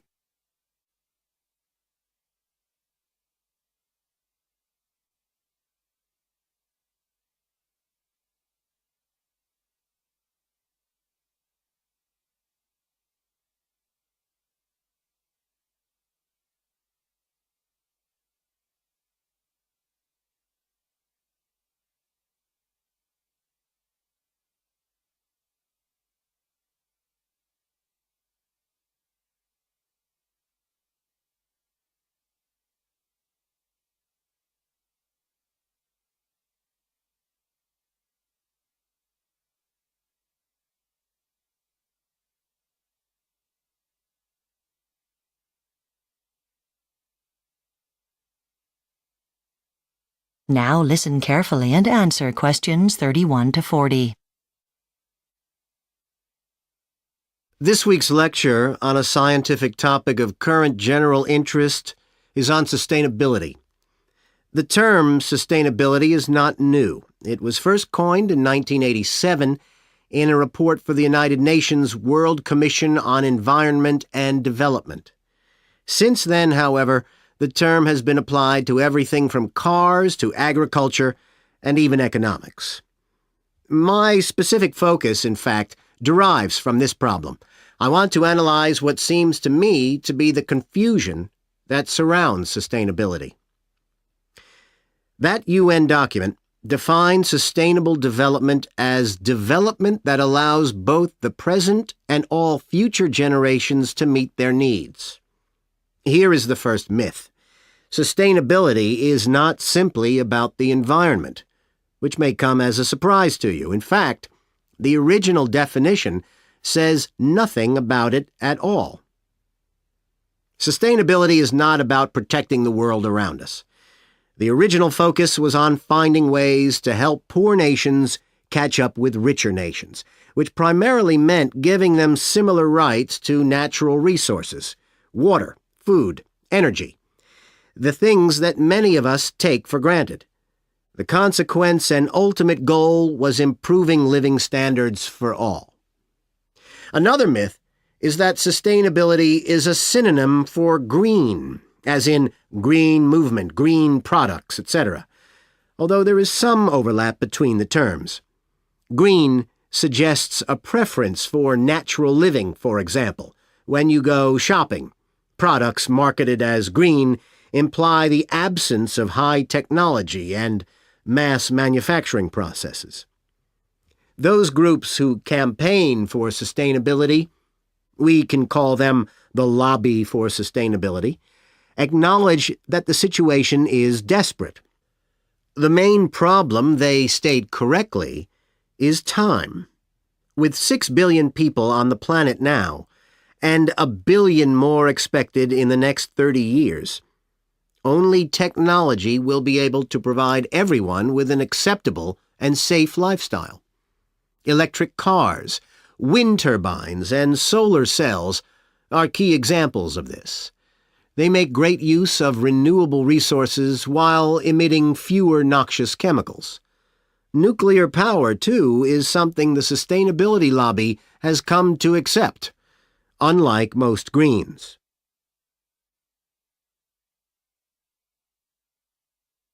And here's the third myth. It concerns the role of technology. Technology is not rejected as evil, but we should not overemphasize the role of technology either. Take electric cars, for example. Researchers are currently working on plans to electrify the world's car fleet. New technology is currently being developed to make better batteries, giving longer performance. But a better way of thinking is perhaps to have battery stations for drivers to use on roads. When the battery is getting low, they simply swap the old one for a fully charged one. In other words, new business thinking, not new technology, for a sustainable future. There are similarities in agriculture, where knowledge can be more productive than new technology. Agriculture uses up about 3/4 of the world's water. Some crops are very thirsty and require a lot of water. So many farmers who believe in sustainability are now planting crops like sunflowers and wheat instead of corn, which are happy with much less water. In terms of water consumption, one of the biggest problems is that our diet is changing. As countries develop and people become richer, they aspire to a diet with more meat. Now, admittedly, most of the new births that will take our population to over 6 billion are going to be born in countries with largely vegetarian diets. However, most of them will be born in the city, and this is where water consumption is highest. That introduces the topic for next week's lecture, and we will be discussing. That is the end of Section 4. You now have half a minute to check your answers.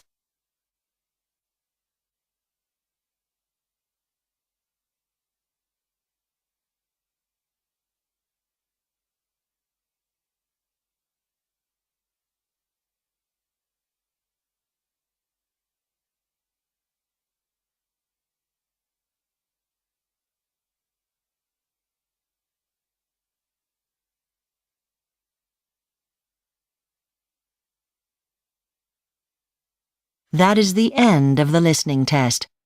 You now have 10 minutes to transfer your answers to the listening answer sheet.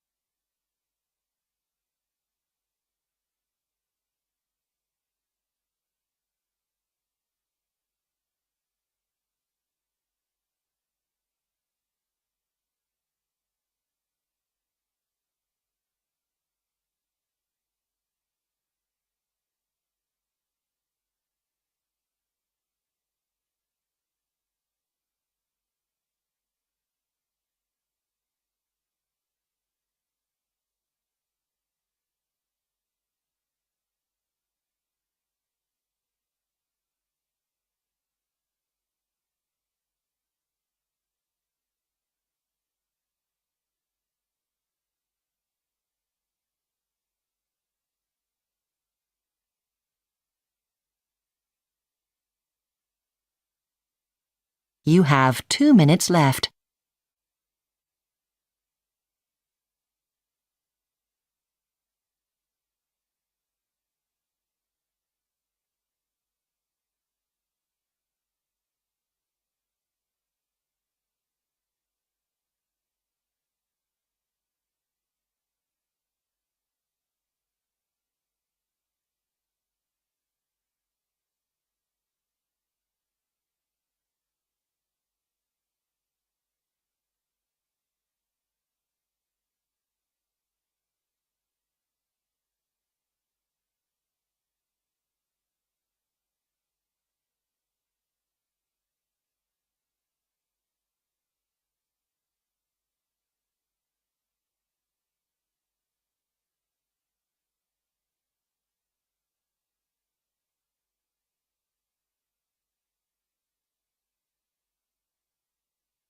You have 1 minute left.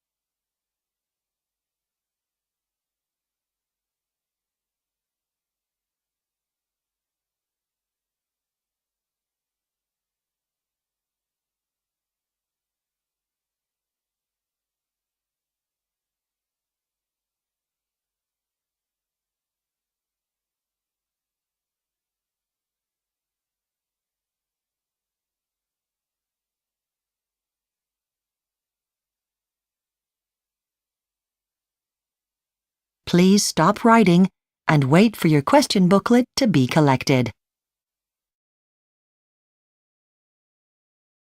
IELTS Listening, version K0012. You will hear a number of different recordings, and you will have to answer questions on what you hear. There will be time for you to read the instructions and questions, and you will have a chance to check your work.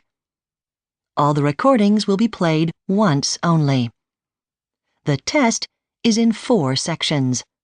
Write all your answers in the listening question booklet. At the end of the test, you will be given 10 minutes to transfer your answers to an answer sheet. Now turn to section 1 on page 2 of your question booklet.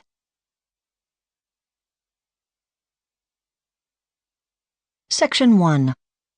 You will hear 2 friends called John and Anna talking about a holiday Anna has just had on Jackson Island. First, you have some time to look at questions 1 to 7 on page 2.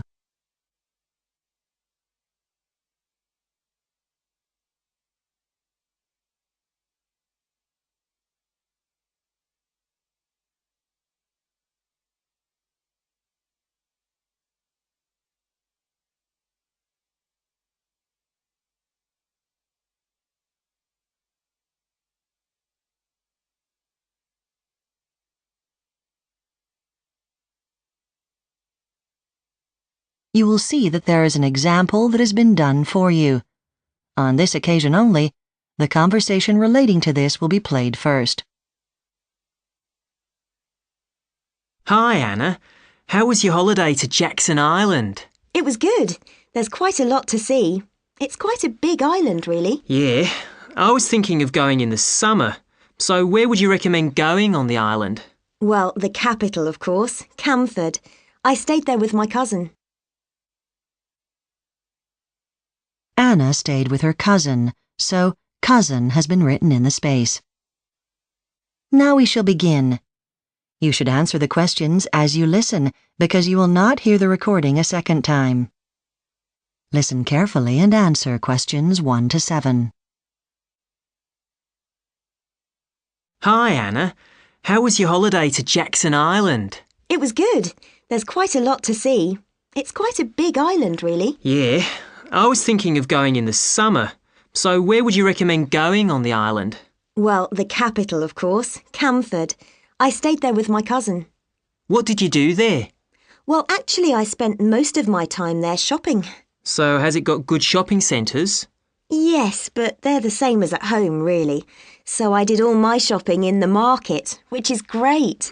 What kinds of things are good to buy there? Everything, but bags and shoes especially. Just make sure you've got cash with you, as most of the stalls don't take credit cards. OK, that's good to know. Where else did you go? Well, my cousin and I went to Newtown. She said it was famous for its modern architecture. We only had half a day there, so we took a bus tour around the town. But if I were you, I'd give the bus tour a miss. Unless you know a lot about architecture, the buildings all look the same. There's a museum, though. That's supposed to be good. You might like that. OK, I'll give it a go. Then after that, we headed for Golden Beach because we were going to meet up with an old friend that I hadn't seen for years. But we had to stay in a caravan as the hotels were all booked up. Is it as pretty as it looks in the brochures? Yes, it's very picturesque. We did some sailing on the most beautiful blue sea. It was so clear that you could see the bottom, even quite far out to sea. That part of the trip was great, and I'd have liked to have stayed even longer. I'd suggest staying there for a minimum of 4 days if I were you. We had 2 days there, and it wasn't nearly enough. Sounds great. I'll put that on my must-do list. Was that the end of your trip? No. After Golden Beach, we drove into the centre of the island, to White Mountain. White as in the colour? Yes. The island's great because you can go from the beaches up to the snowy mountain in a couple of hours. We took a tent because we were going to camp, but the weather was so cold, in fact it was snowing when I was there, that we stopped in a motel instead. Did you go skiing then? No, but we tried snowboarding and it was harder than it looked. It looks so easy when you see other people doing it, but it took me ages to get the hang of it. I wish I'd had some lessons, but you had to make your bookings in advance. OK, I'll look into that. Thanks. Before you hear the rest of the conversation, you have some time to look at questions 8 to 10 on page 2.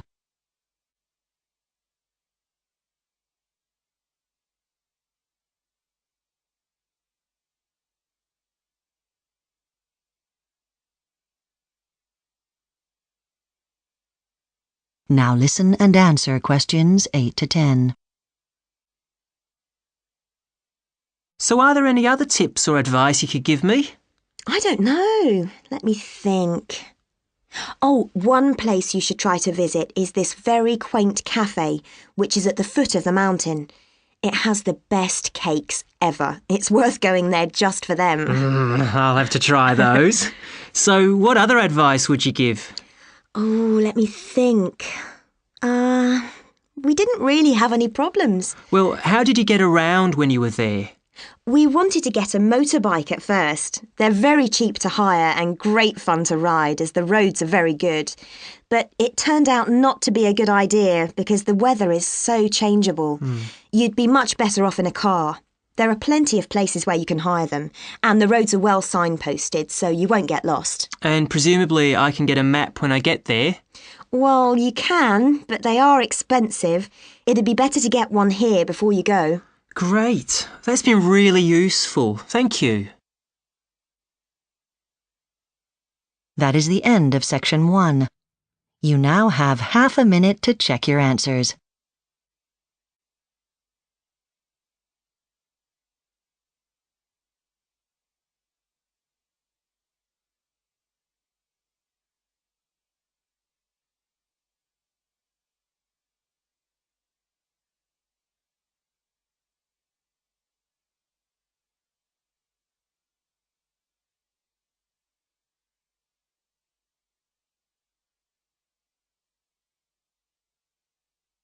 Now turn to section 2 on page 3. Section 2. You will hear an art center director giving information to a group of people attending an arts weekend. First, you have some time to look at questions 11 to 15 on page 3.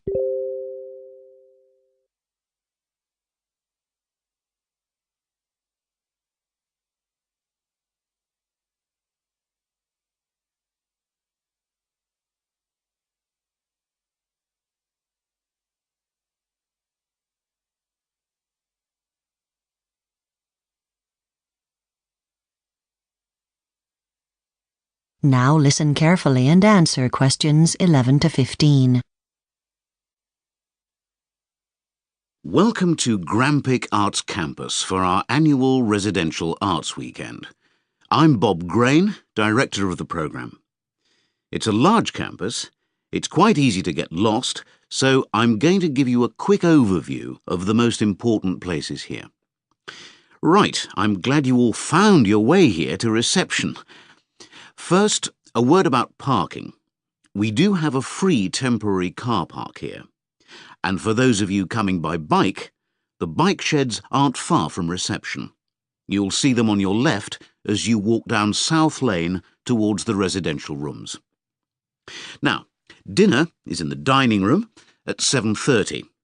If you need something to eat now, the snack shop is still open. The quickest way to get there is to leave here, go straight through the office, they won't mind, the ornamental ponds in front of you, and the snack shop is the building on your left. The fitness facilities are even better this year. We've outgrown the old fitness rooms, which were next to the office. To find the new fitness rooms from here, walk up to North Road. They're at the end in the last block next to the dining room. Now, your bedrooms are quite near. You can see the single rooms in the tall block to the far left of us across South Lane. Couples and families are in our family rooms, right next door to them. I'm afraid there aren't any TVs in the rooms. We ask you to keep the noise down, please. We have a TV room. You can probably see it from here. It's right opposite us in the big red building.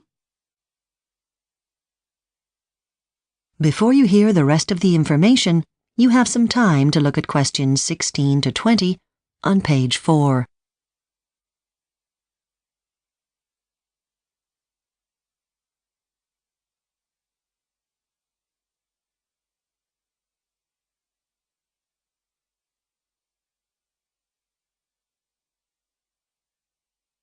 But there are gaps in our timetables for some extra options. You may have this information in your brochure, but there have been some changes. Firstly, the drama option. I'm afraid our theatre and practice rooms here are being refurbished and are out of use. We decided against using our sports hall, and instead we're going to use our lecture rooms, which we've converted into a theatre for the weekend. There are also changes to the photography option. This year, this option isn't open to everyone. We decided for practical reasons to reserve it for beginners with no previous experience. Let me remind you that you don't need any special equipment. That's provided. The tutors have said that unfortunately they can't accept parents with children because that proved too disruptive last time. But if you're over 18, that's fine. On to the writing option. Previous courses looked at starting your novel. This year, we wondered about focusing on the techniques of writing different types of poetry. However, as a result of many requests, we've decided the workshop will concentrate on helping each participant write one or more short stories. Poetry may be some future time. Now, music. The brochure says you'll go to a concert. That's a misprint. Instead, you'll be writing and putting on your own performance, a concert for yourselves. Unfortunately, the singing tutor is ill. It's too late to replace her, so we've had to cancel singing lessons. Apologies for that. Finally, the creche. This is available for all families on the programme, and there are still some places left. I'm sure you'll be pleased to know that the charge for this hasn't increased since last year. Lunch is included, but of course parents are welcome to collect their children and spend the lunch break with them. May I remind you that any fees for this service must be settled in full at the end of the last day. So, has anybody got any questions? That is the end of section 2.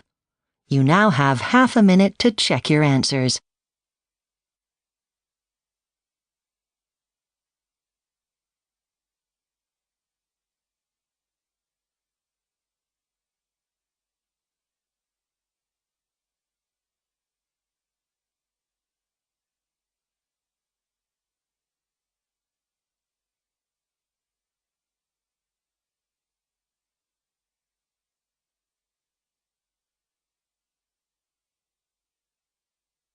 Now turn to Section 3 on page 5. Section 3. You will hear two trainee teachers called Dean and Hannah talking about their recent teaching practice in an elementary school. First, you have some time to look at questions 21 to 24 on page 5.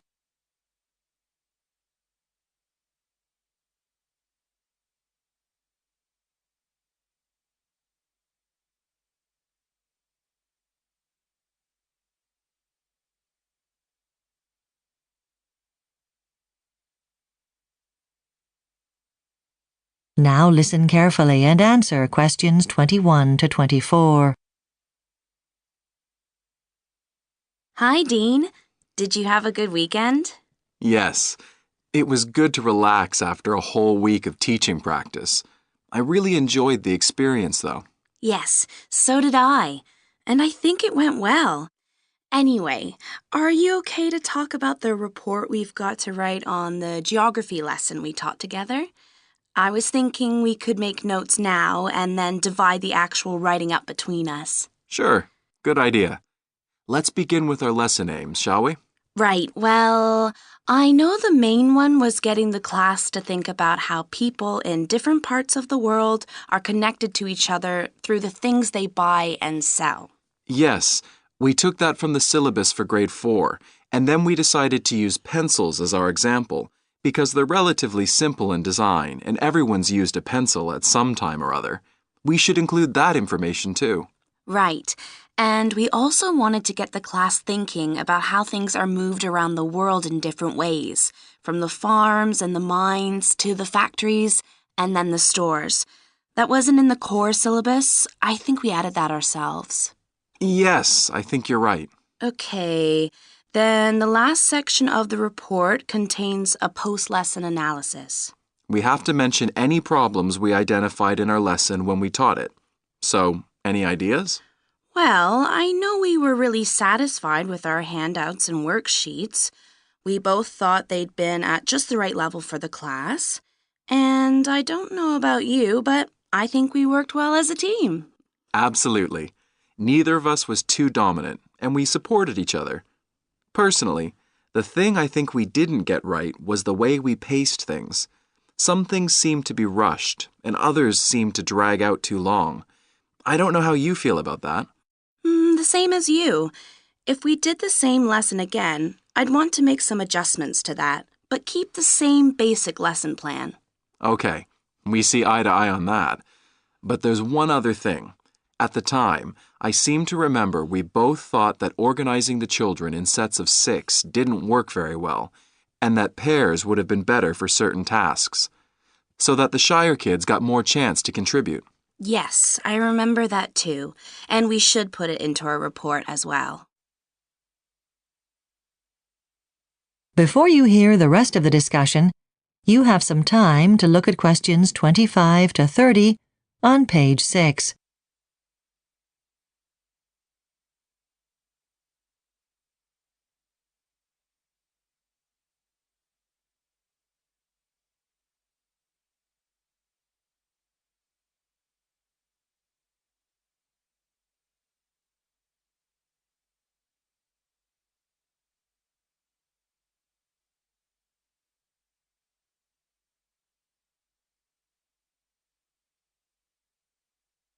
Now listen and answer questions 25 to 30. Now, should we go over our lesson plan together before we write the report? It seems ages ago now. Fine. Well, the whole lesson was based on the production and distribution of pencils. First, we gave out the pencils and got the students to decide what they're made of. Then, when they'd come up with all 5 of the component materials, we talked about which countries produce most of these materials. Oh, yes. And we got volunteers to come to the front and mark the location of those on a map of the world. I remember they were really keen to volunteer. We had to stop them from calling the answers out loud. Right. Then we brainstormed all the different ways of getting goods from one place to another, and what the advantages and disadvantages of each one would be. I remember one girl talking about using horses. That's right. She seemed to be a bit stuck in the past. It was hard not to smile. Yes. After that, we put them in small groups, and each group represented each of the countries on the map. They had to use their atlases to decide an itinerary for sending their raw materials to the USA, specifying the different ports and places on the way there. That's right. And by the time they'd done that, it was break time. And after the break, they had to imagine they were pencil manufacturers in Chicago and fill in details on a worksheet about how they dispatch their pencils to different parts of the country. Oh, yes. Okay. And then we had a class discussion about whether people will still be using pencils in 2050 and whether the design of pencils is likely to change. And to round the lesson off, the kids had to spend 10 minutes planning a short presentation for another class about possible developments. And that was it. Good. So I'll write up that part. That is the end of Section 3. You now have half a minute to check your answers.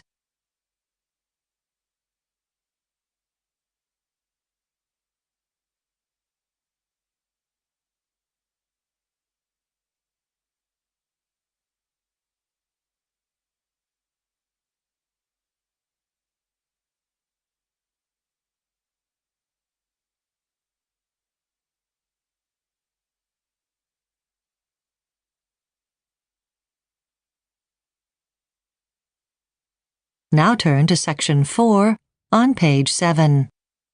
Section 4 on page 7.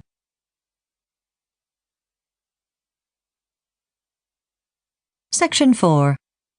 You will hear a lecturer talking to a group of environmental science students about fuel made from biomass.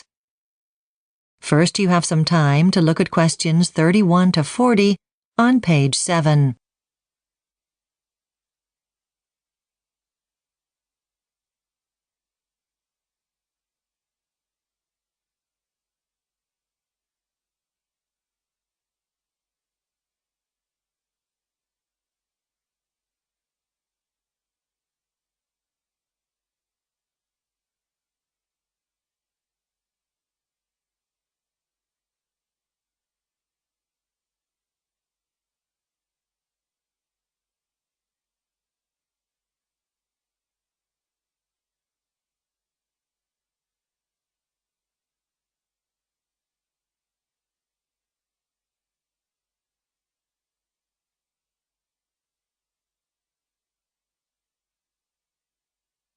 Now listen carefully and answer questions 31 to 40.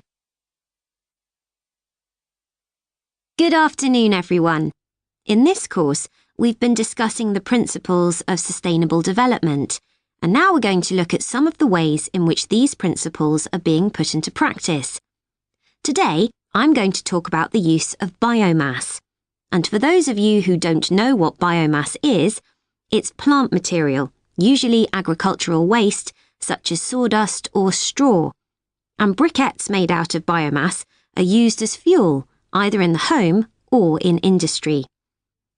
I'll start with the benefits. Using briquettes has a financial benefit because they make use of waste products as raw materials, so there isn't any cost involved for that. Another advantage is convenience. Handling briquettes is cleaner than handling materials like wood or charcoal.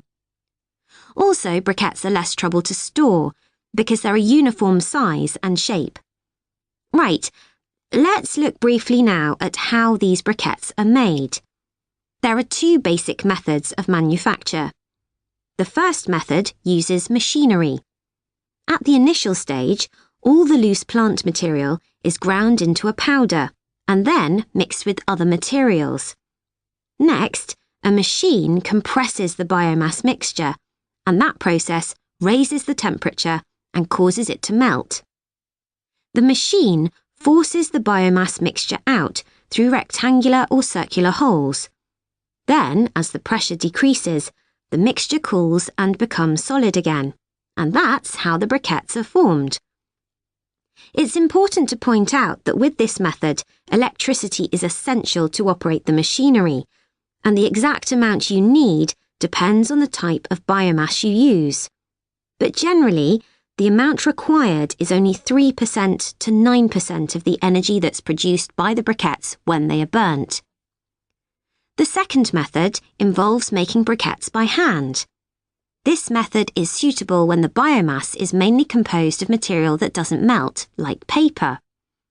The biomass is made into a paste by adding water and, in addition, something sticky, such as starch.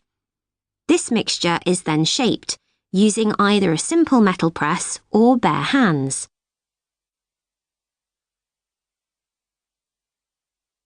So where is biomass fuel used, and how extensively? Well, it's difficult to obtain detailed figures, but it's been used for several years in Europe and the USA, mainly for agriculture. And since 2000, there's been a rapid increase in the production and use of briquettes made out of wood waste. I can give you a ballpark figure. In 2010, about 5 million tonnes were used in Europe. Some of these had to be imported from the USA. Moving further east, both India and China have been producing biomass briquettes since the 1990s. Detailed figures are hard to come by, but in China, in 2002, the number of factories producing biomass briquettes had increased to approximately 600, and production is still growing. I don't have information about Africa in general, but I can give you an example of one company in Uganda which is producing briquettes. Most of the company's customers are public institutions like schools and universities that provide hot meals for their students. The other main users are businesses that need a source of heat for producing their products. OK, well, how viable are biomass fuels like these in economic terms, and what is likely to happen in the future? Well, the answer depends partly on the price of the fuels that they replace, and that varies from place to place. But in general, the demand for biomass fuels is almost certain to grow, and that can only benefit the environment. Let's turn now to another facet of society. That is the end of section 4. You now have half a minute to check your answers.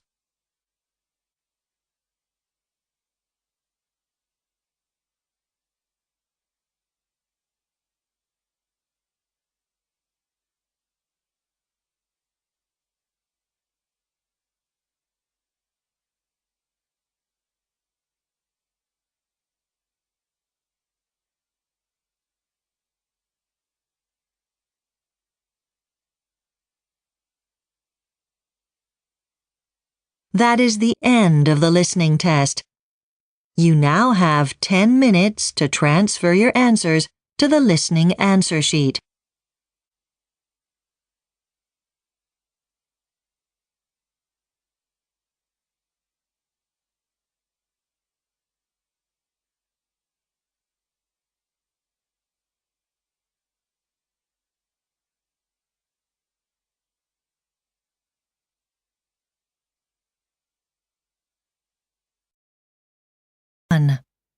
You will hear a telephone conversation between a customer and a representative of an agency that arranges cleaning services for people's houses. First, you have some time to look at questions 1 to 4.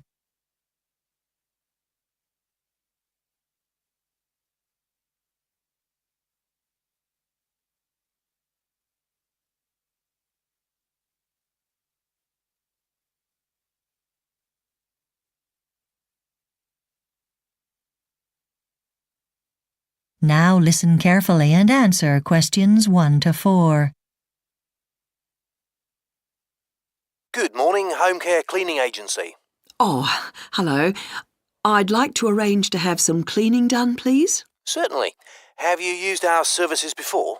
No, I haven't. But a friend of mine has often used your company and suggested I phone you. Oh, that's great. I'll just take some details from you and then you can let me know exactly what you would like done. OK. First of all, what area are you in? I'm in the southwest. OK. And are you interested in having a regular cleaner, or is this a one-off clean? No, I'd like to arrange to have someone come in once a week. Right. Now, let's just get a bit of information about the house. How many bedrooms does it have? 3. Are they all double bedrooms? Well, one of the bedrooms is quite small, so it's probably really 2 double rooms. Right. We have the small bedroom set up as an office. OK.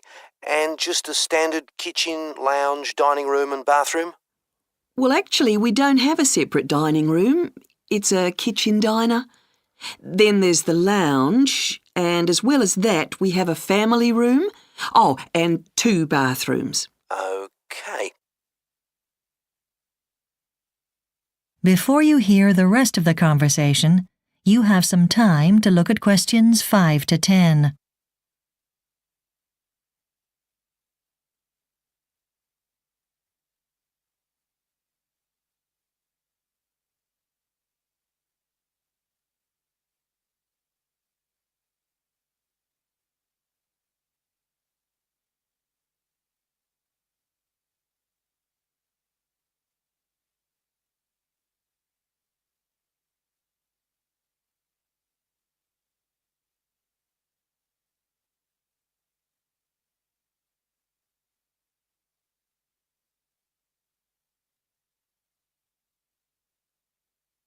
Now listen